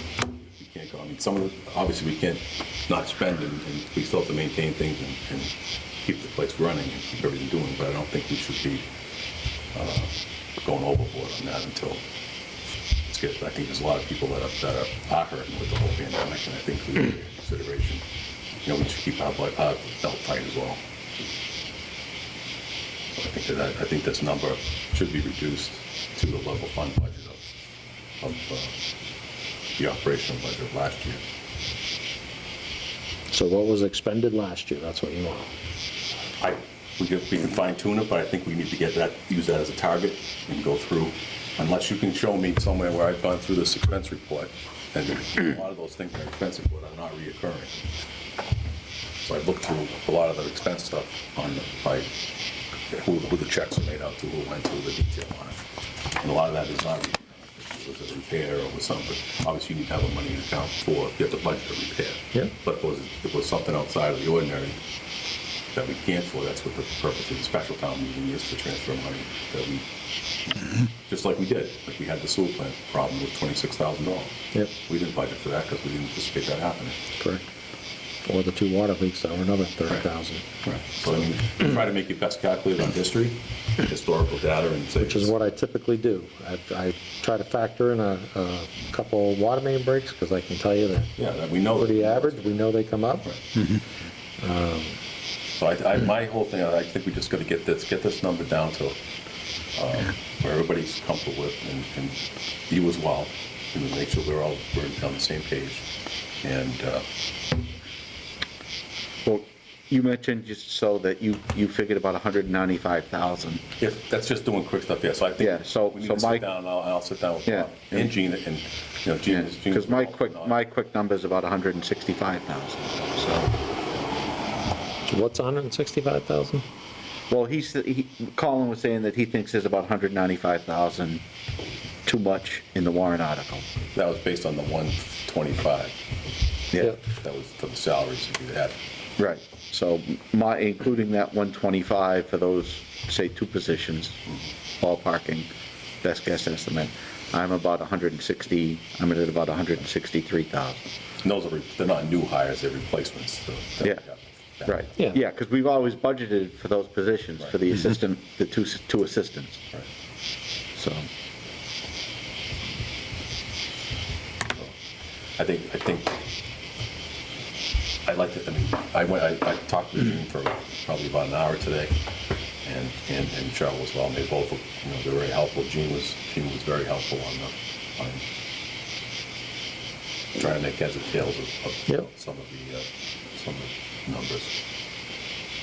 So, I was actually, before I had spoke to Gene, I had some of the numbers that I was missing some pieces of the puzzle Yep. around the revenue. So I was panicking, because I didn't know how we were gonna fund this. I know, and I that's- thought it was $119,000 that was overspent. Not overspent, but over. Yeah, we didn't collect, I know, and I go through this every year, and But there was a piece that I didn't plug in, that when Gene sent me a report, and after she explained it, I understood it, and I felt a lot better on that. yeah, but, Yeah, and Gene's report has everything in it, because Gene's the, right, she's the gatekeeper. Yeah. the, Yeah, But I don't He have has access. access to those. yeah. So what, I don't know if you guys are understanding what's happening. It's August. This is the first year ever that you guys have what last year's budget consisted of. Yeah, I'm always taking, at a 6-month point, looking at everything, saying, all right, we still got to do this, we got to do that, we got to do this. Here's where we are, I only have half of what we have for revenue. So if you guys could have it work this way every year, we can have a much finer tuned budget. well, I think a lot of the numbers just get plugged in, it's just, I mean, a lot of the numbers we don't control. No, well, And numbers we don't control, that is what it is. But like I said, I look at them every year. I look at every line item and say, all right, we're tracking at, and that's why the sheets that I give you guys typically, this right here, have percentages. And I always write up in the corner of my sheet, the date that this report was printed, what percentage of the year that is, and I use those numbers based on percentages wise to see how we're tracking. And we track pretty consistent. There's a bunch of variations here that our Gene calls it, goes in this bucket, Lee puts it in this bucket, Yeah, I have. Gene changes from year to year which one it's going in. We didn't even have some of the line items that Gene has listed on her report. Right. You have the water sewer expenditure reports with the percentages that they can go through, and that's where I'd asked if you would go line item on the ones, the numbers that are not reoccurring, like health insurance, salary, no, just to go through, get the expense side, and those other numbers. And I think that's an important piece, because I don't know how you can compile a budget without having all those numbers to plug in. So that was the piece of the puzzle that I needed to see. Yeah. And I think the rest of them would need to see. And I think they just need to get more accurate to what they accurately reflect, not an inflated side. Yep. Some of them are, and then some that we under budgeted for, but Right, make and those that's- adjustments accordingly. But it could have been something that triggered that was a one-time issue. Yep.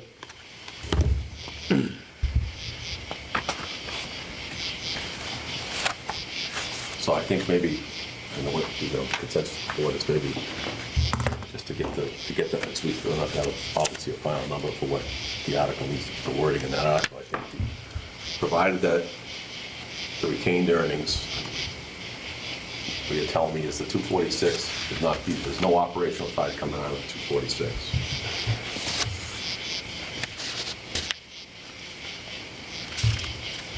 No. Or is that being, is part of the raise and appropriate or transfer? So, well, the problem is the raise and appropriate. What number does she have listed there? That's the number that we gotta.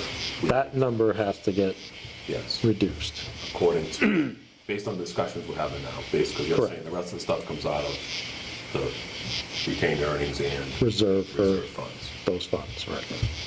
which Yeah, is so, and for the people watching it, if anybody is, but. God bless them if they are. Those fees are collected from new tie-ins, so that's generated, those are all yeah, costs that so build out. If but- you want to just give it, I'll tell you the quick of it is that 1318041 number has to get down to around 900,000. 1283-042. Or, I don't, yeah, that's what Well, it is in there, they've but got it two different way. ways. They've got it 1283 and they got it 1253. So the item that says raise and appropriate has to get down to around 900,000.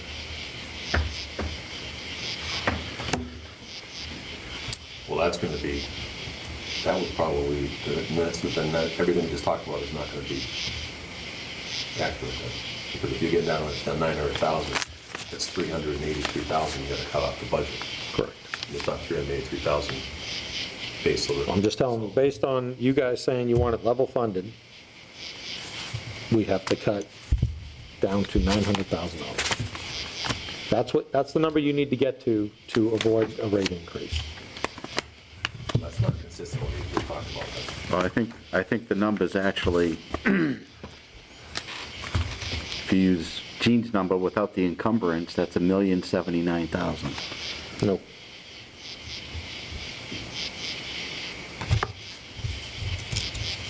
You mean for the expense? For that number, because that's what we expended in 2020. So if we're going to level fund it without the encumbrances, Yes, I mean, I'd have to look at it and do all the rest of the math based on you guys wanting to use last year's expenditure numbers. Well, because I looked at last year's expenditures, and there were a couple that were over, but most of them were a lot less. They're under budget. If you look at the percentages, some of them, like 17, that's health insurance, but electricity was pretty much your 89, that was a good number.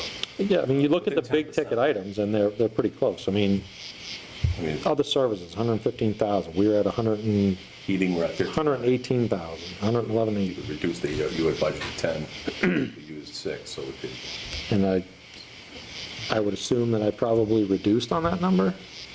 What did I have for a number there? For that side, it was 10, so yeah, I'm still on the 4. 10,000, so we had, we used 6. And so that was 59%, and the other one was some of the Yeah. repairs and maintenance were at 90%. But if you guys are confident that you can Some of them predict what the fuel costs are gonna be, I mean, we've had years that heating oil was $4. Yeah, you gotta put, I know, but I'm just- you gotta weigh in. I'll go whatever way you guys want, but if you say that you wanna say that our prices, electricity is gonna be the same cost, You gotta go by historical numbers on what the increases are, which is very, you can look up Natural Grid, you can look at historical data on where it is on the. yeah? and then budget accordingly. I mean, obviously, you're not going to keep it to the penny, but you're going to say, okay, historically, it's 3% increase. Yeah, Okay, but, and then we budget. heating oil's been all budget- over the place. I don't, Budget, say 5%. I'm not looking to get down to the penny on that, because you can't get down to the penny. yep. But there's usually enough in other expense items that if it did bump up, like there's some that going over 100% that we used. I don't say, you say that, there's items that were way over. Yeah, the 300, there's one that's 316%, it's a small number, we budgeted 550, the actual number was 1240, and that was contractual services, but I don't have the expense report to tie that together. Yeah, I know, you can go through line item by line item, but, So, I mean, if you go under additional equipment, we were over by 23,000? I don't see how- 22,000 we were I over. don't see how that, there has to be a percentage of the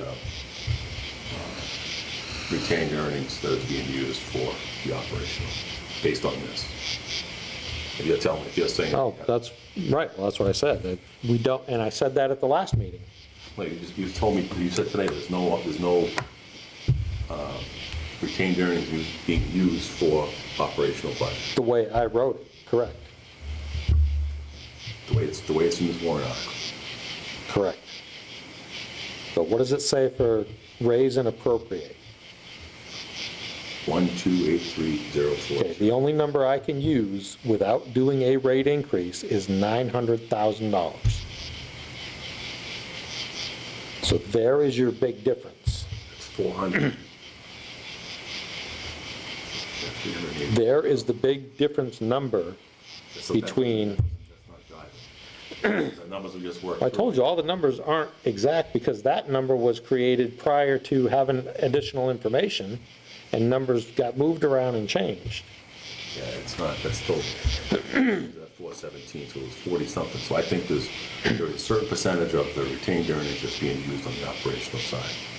And the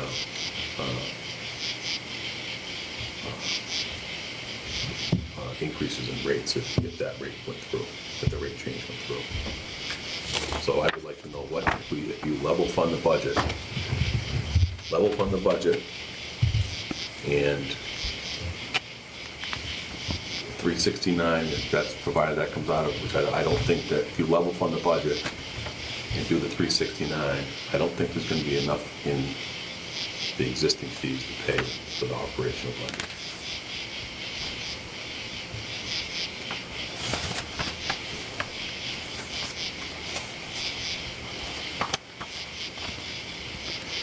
I didn't think there was this year, but it was a balanced budget, I guess, so. Yeah, it has to be balanced. Every year it's a balance. Right, right. What's a town meeting, what's approved at town meeting is a balanced budget. It's to where the revenue was coming from, and I don't like the idea of using retained earnings nets. That's where the hang-up is, using retained earnings for operational Yeah, that's the slippery slope. versus sustaining it. But, as Gene had said, that it's a funding source because sometimes that money doesn't get spent and it just goes back with an enterprise, goes back to retained earnings. So it was generated by, it's not like before. Right, I didn't use retained earnings to fund the budget. The money was put there to cover projects that we had anticipated. This is the first year that we broke them out. Yeah, I don't. Previously, we included them in capital item or, different line items, and we just discussed what projects they were, and that's how we were justifying the capital, or the reserve from retained earnings. So this is the first year that we broke it out and had these line items separate. So where it looks like I'd it's have to being look at- funded. I'd have to look at the wording of how the article is written for the FY '20 budget.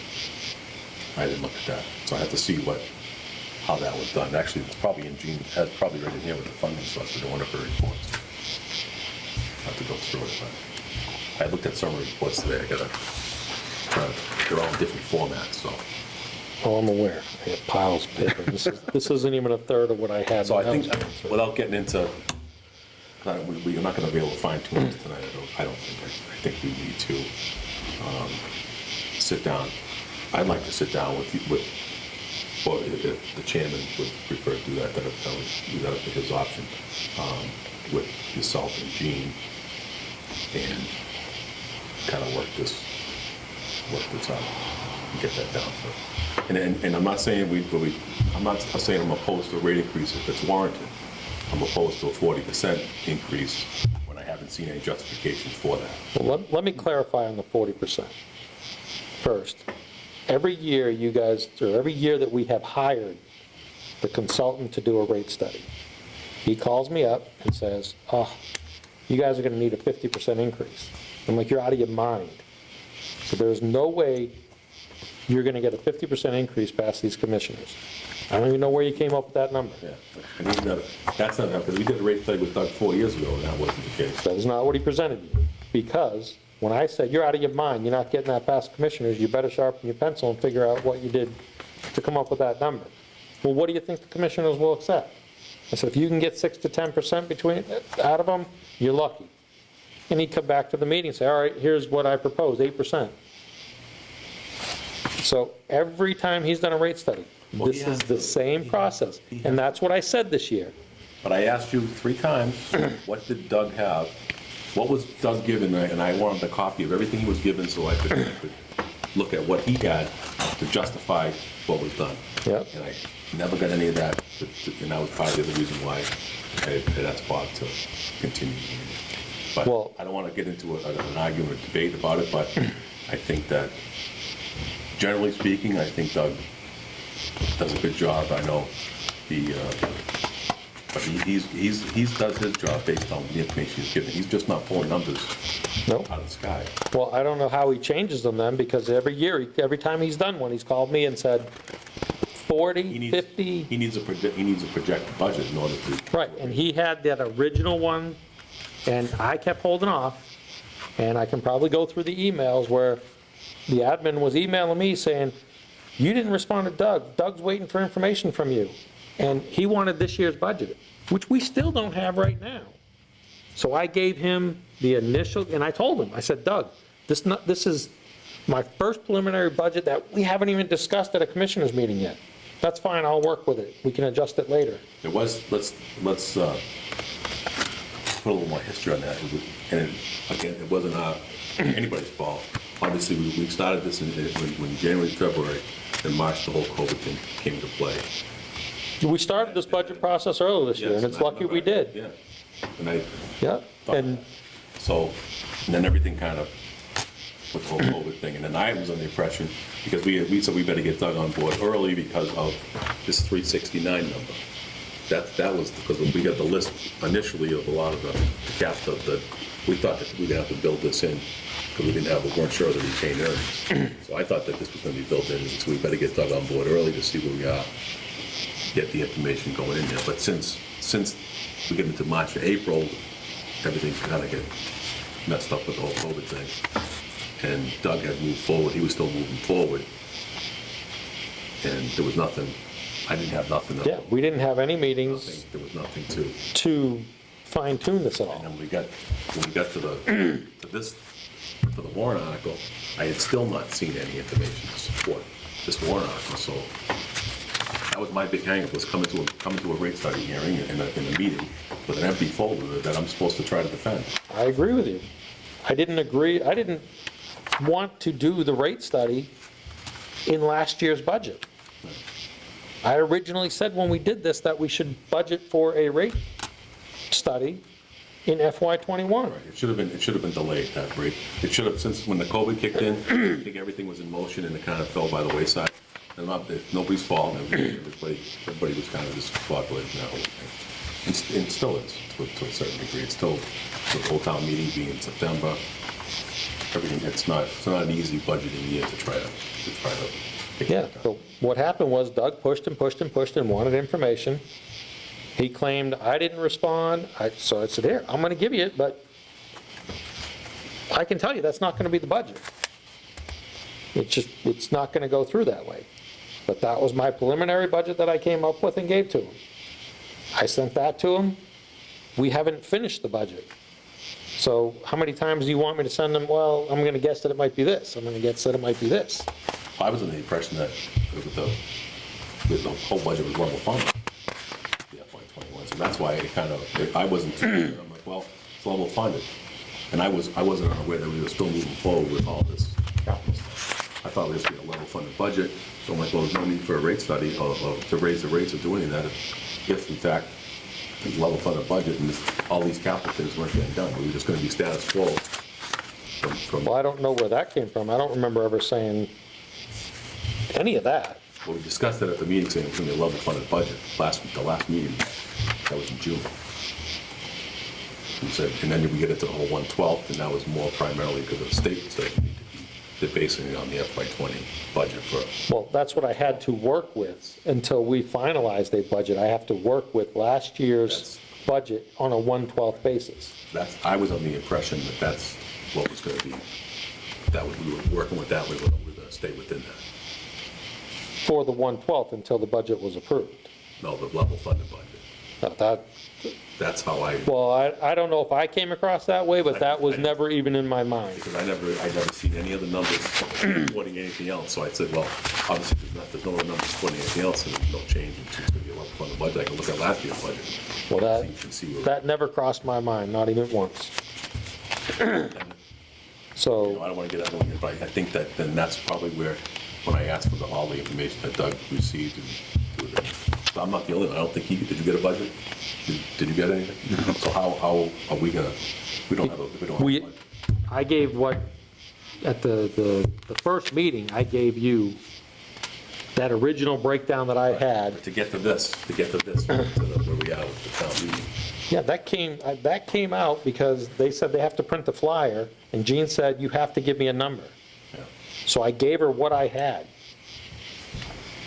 Well, there was nothing that we'd seen, so that was the, That number is lower than what we started with. it's not going to, Well, preliminary look-see, that number wouldn't even be supported by the rate increase.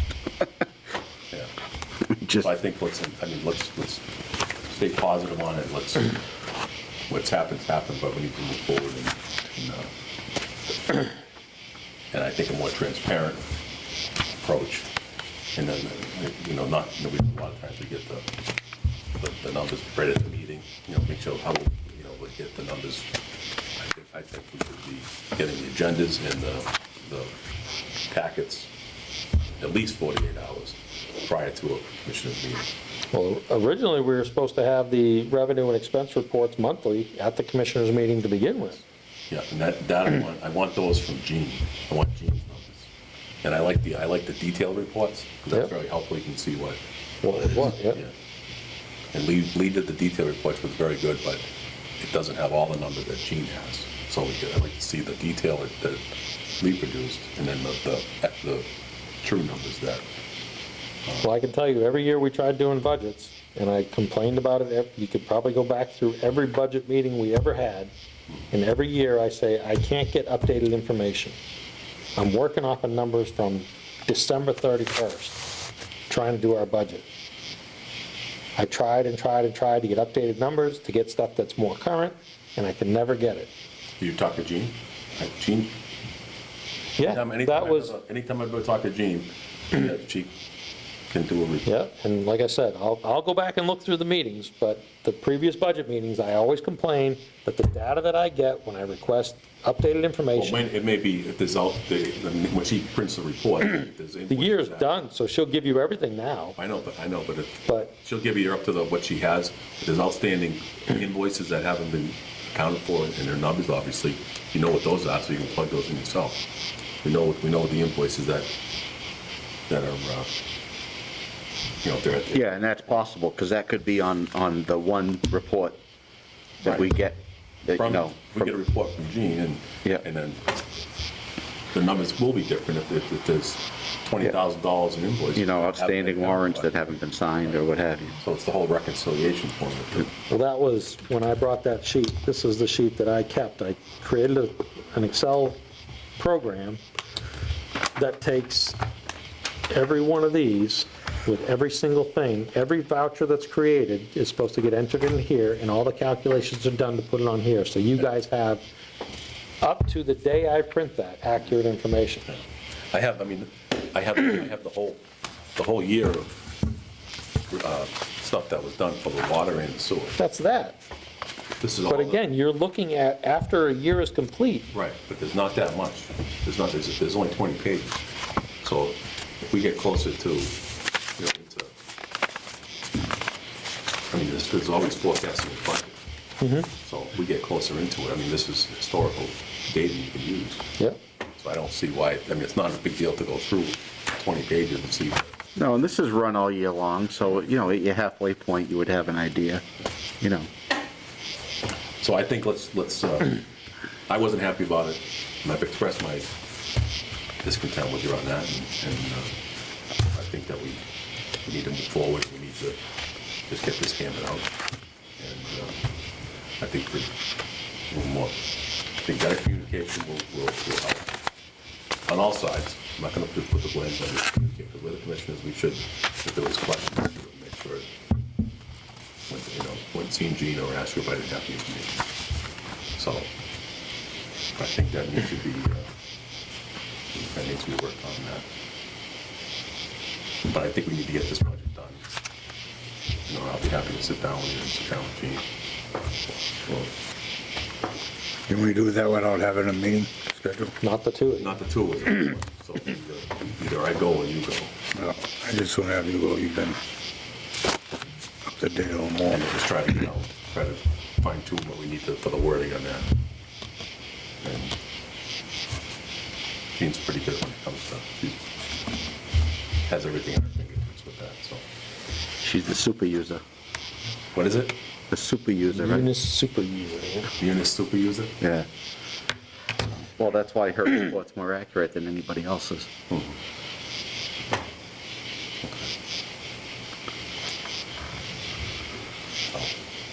So I have no access to those reports other than when I request it, and that's what I get. Right, from Gene. Yep, Yeah. so, like I She said. told me to make sure that whenever I'm looking at reports, to make sure they say generated from her, Right. to look at the.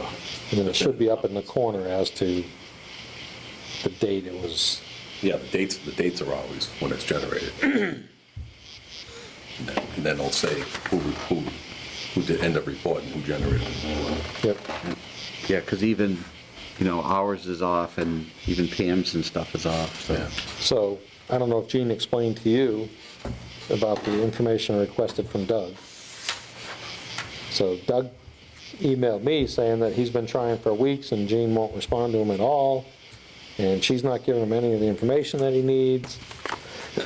So that went on for some period, so I emailed Gene and said, look, I need updated expenditure and revenue reports. So she sent them to me, I forwarded them to him.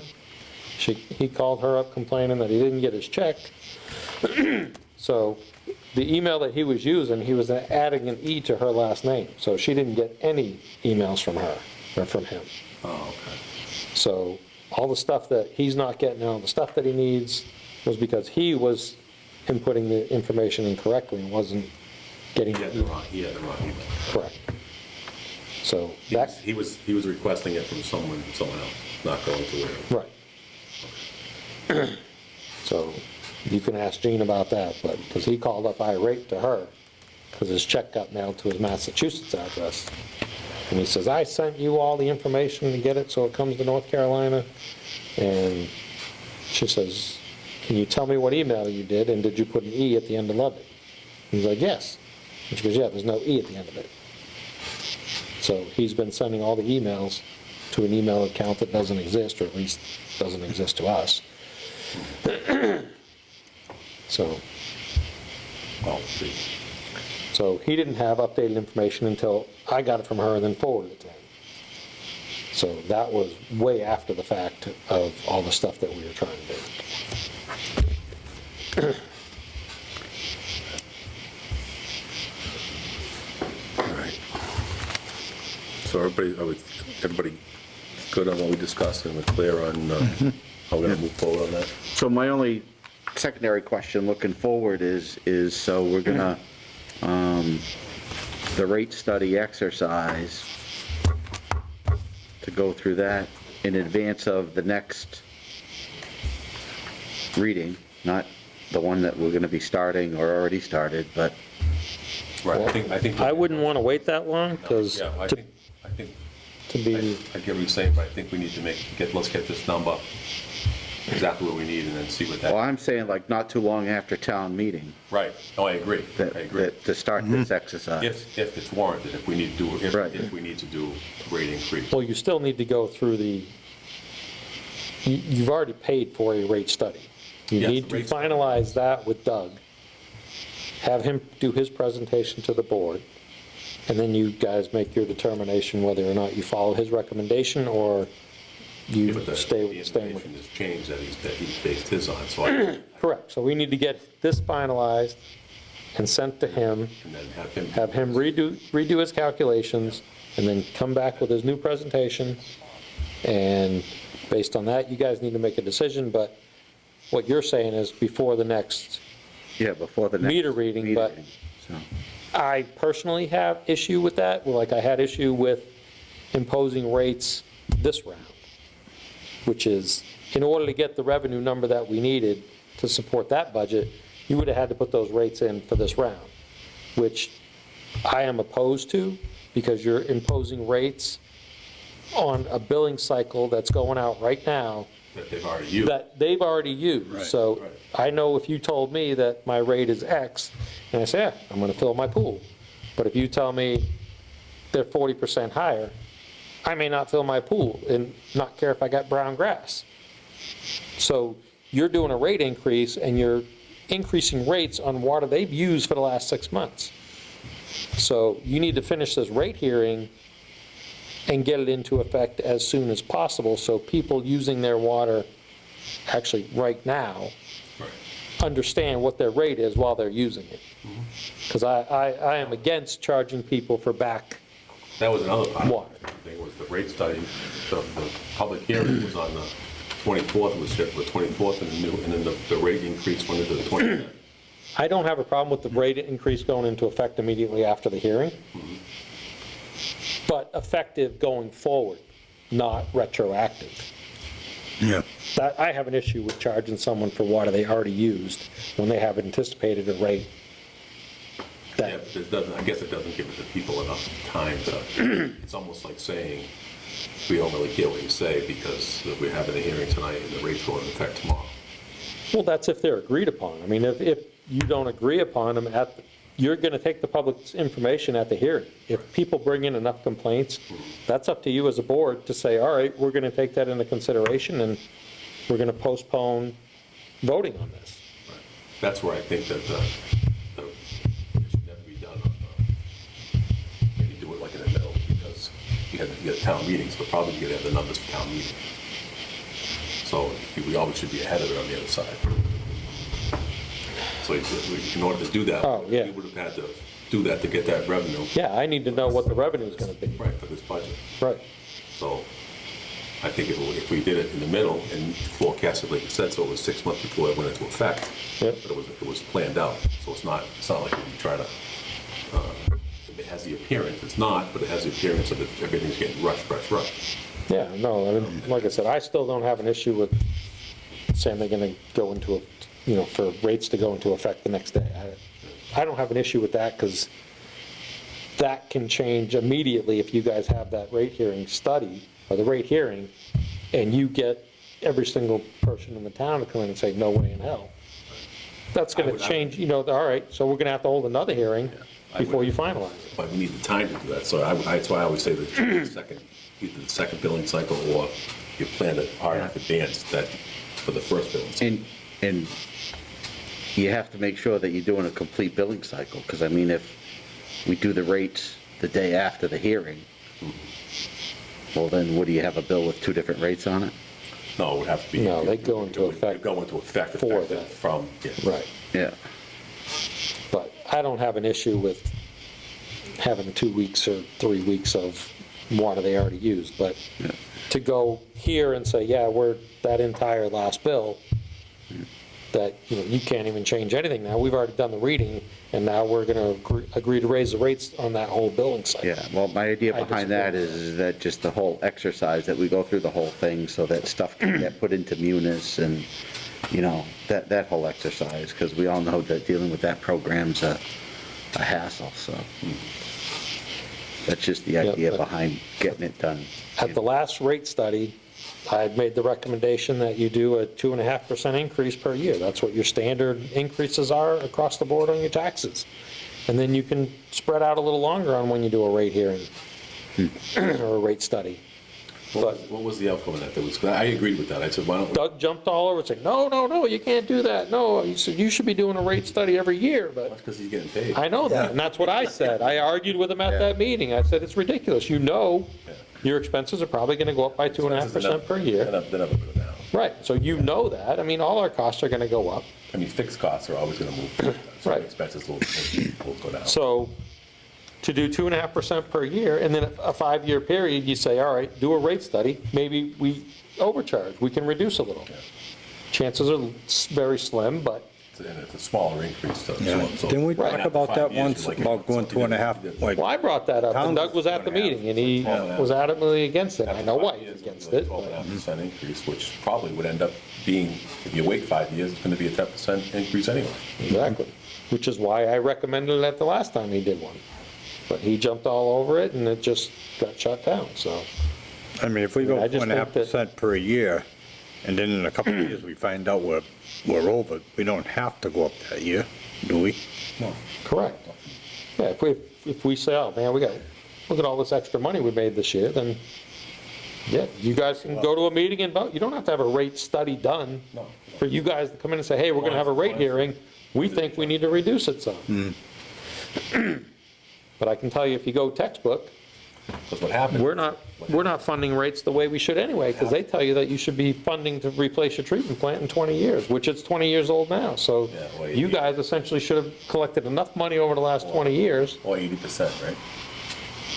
if you get to 80% of the capacity. But they tell you, in the textbooks, they say you should be, your rate should be set to collect enough money in 20 years to replace your treatment plant. So if that's $8 million, Yeah, good luck. exactly, but I'm just telling you what they say you should be doing. Yeah, yeah. I know what you're saying, but it's- Yeah. that's, in a small system, nobody can afford it. No, they can't, and our system is in decent shape, so I What can't say capacity that we at now anyways?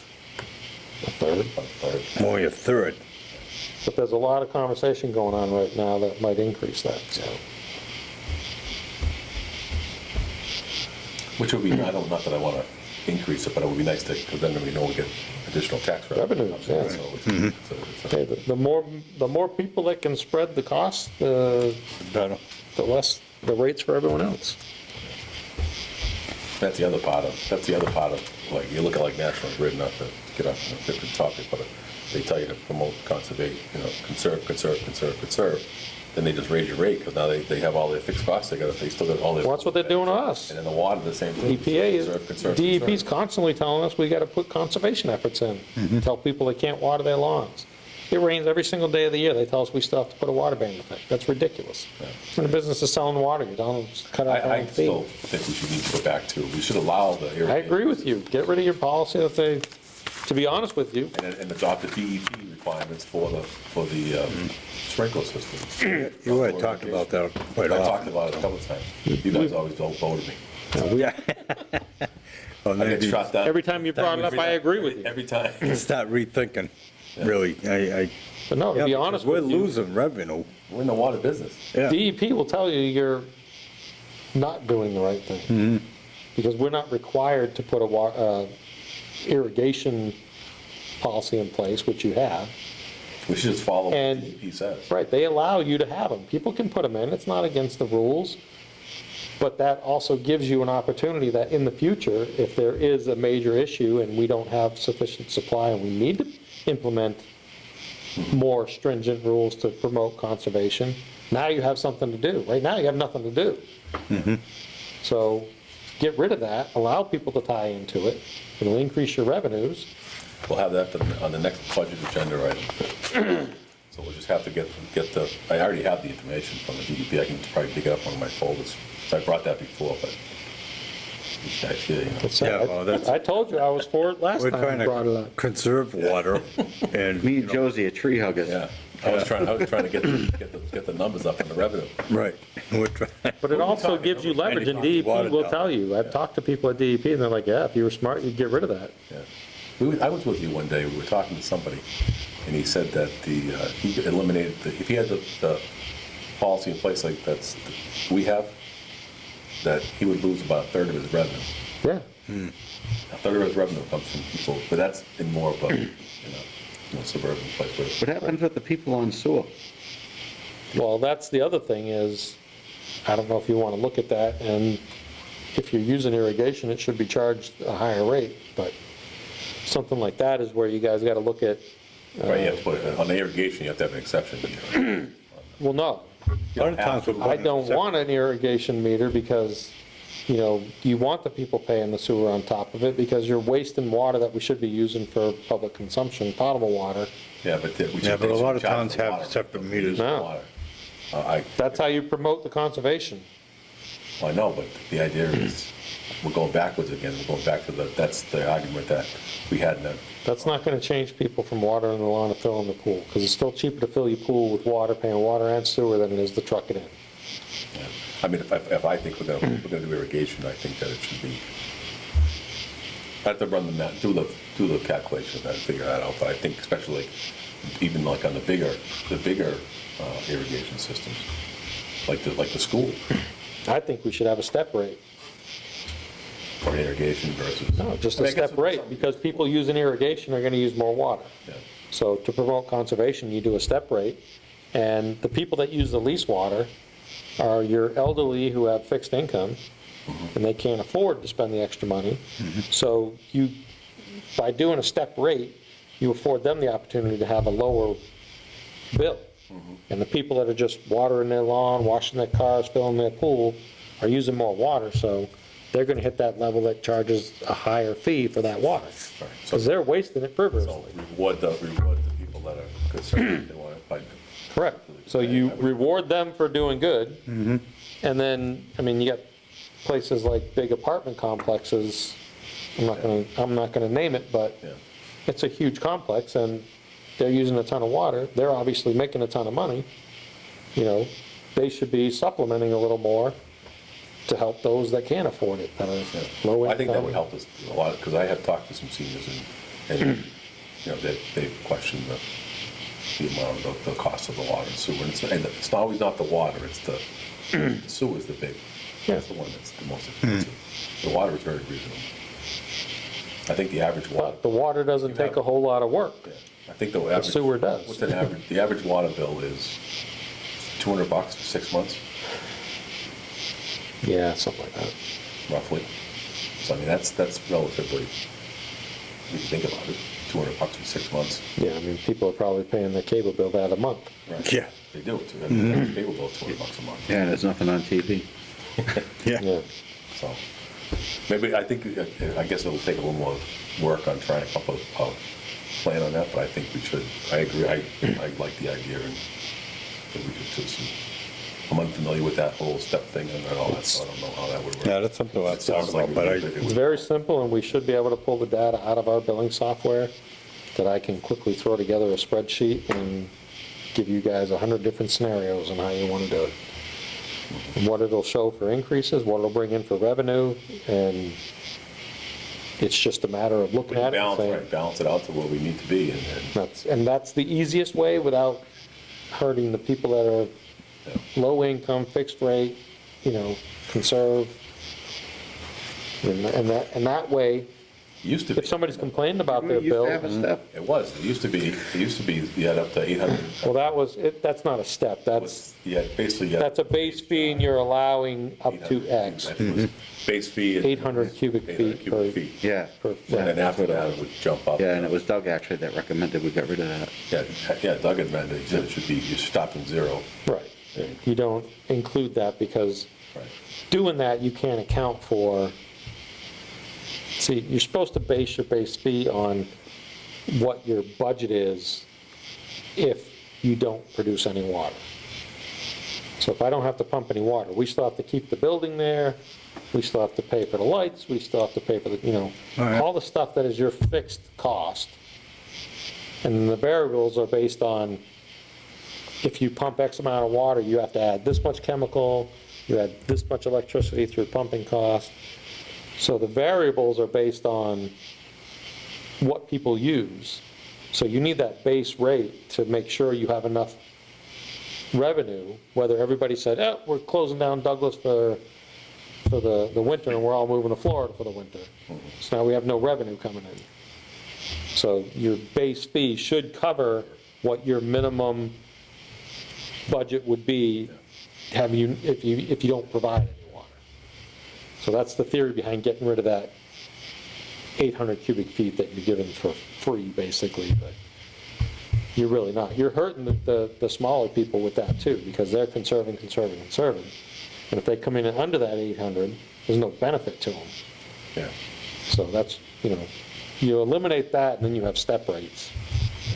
So you figure out what an average single-family house should use for water, and then you set that as here's your base fee, and here's your per 100 cubic feet to get to this as your minimum number that you can have, which may be what it is now. And then once you hit a certain point, you're using excessive water, it's a higher rate. So if you want to wash your cars and use water that we want to provide for people to drink and do everyday functions in life, then they need to pay a premium for that. They're just wasting the water.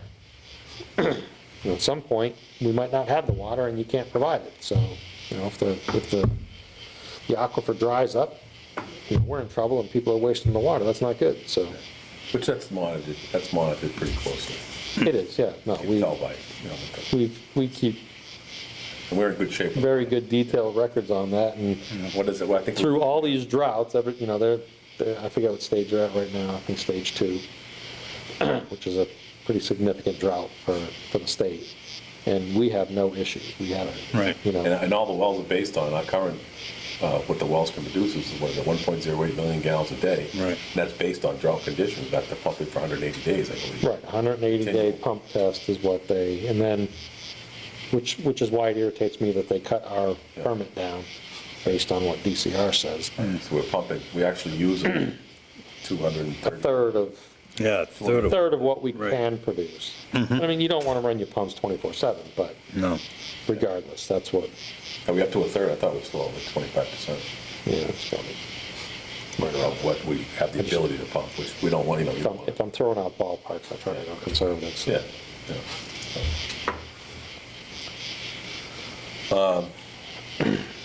Just a quick touch on the Cook Street. All set with that? We got the, Theoretically, I'm not supposed to discuss it, so, it's not, everything's not. well, no, but in the settlement, not supposed to discuss it. Oh, so- okay, I'm sorry. So, I'll leave that. yeah, Okay. trust me. I had it in my notes to discuss it, and then I thought about it, and I'm like, It's completed.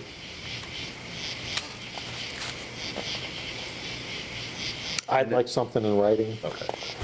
I'll leave it at that. I know exactly what you're talking so. about. All right, All right. good? You're gonna meet with Gene? Yeah, I'd Bob? be more than happy to sit down and we'll probably sooner rather than later. But I don't know if you guys need to, I mean, I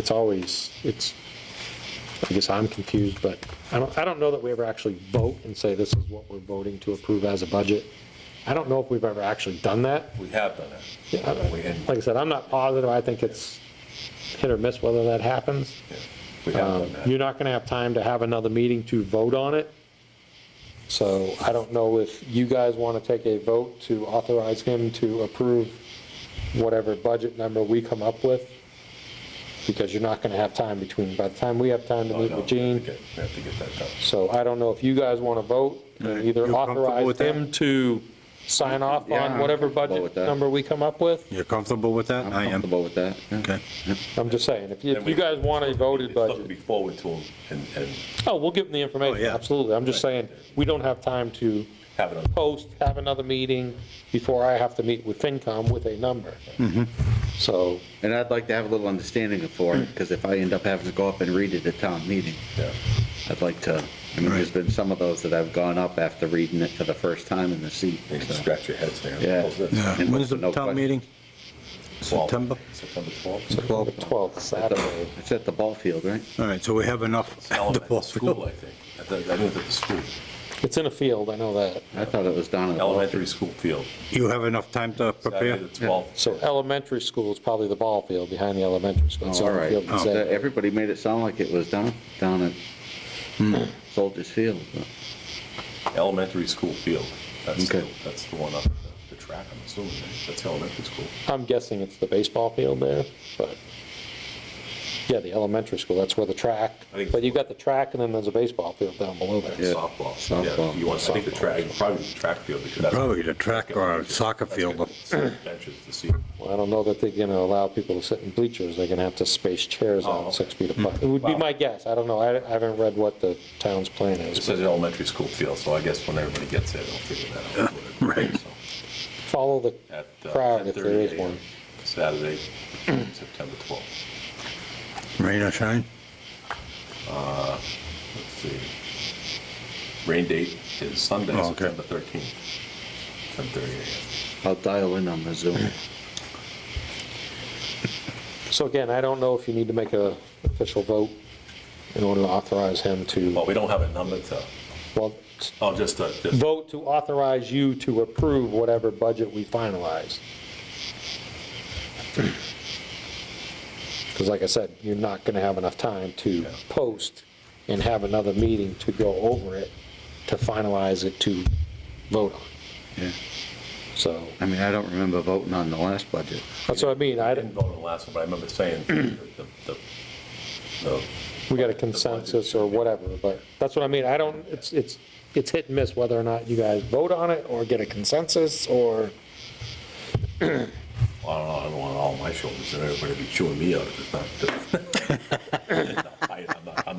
I'm fine with doing, if the consensus is, we know what direction it's going, where we need to be, and just fine tuning. I think we can just do that with consensus that we, Just because I don't have a number, I don't like voting on something.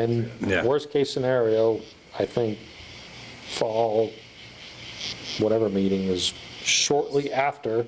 If there was something. So you got September, I think November will be the special town meeting, and if we need to decrease it or increase it at fall When does special, certified cash get recertified?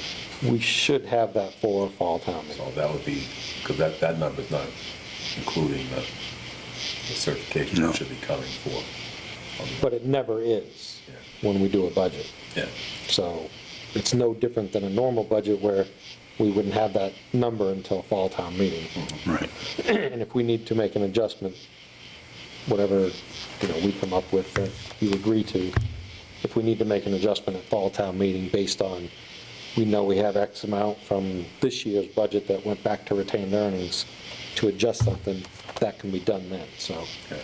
I guess what I'm saying is if he does something you guys don't like, you have an opportunity in the November to fix it. I can tell you, it's not going up. Yeah. It's only going one way.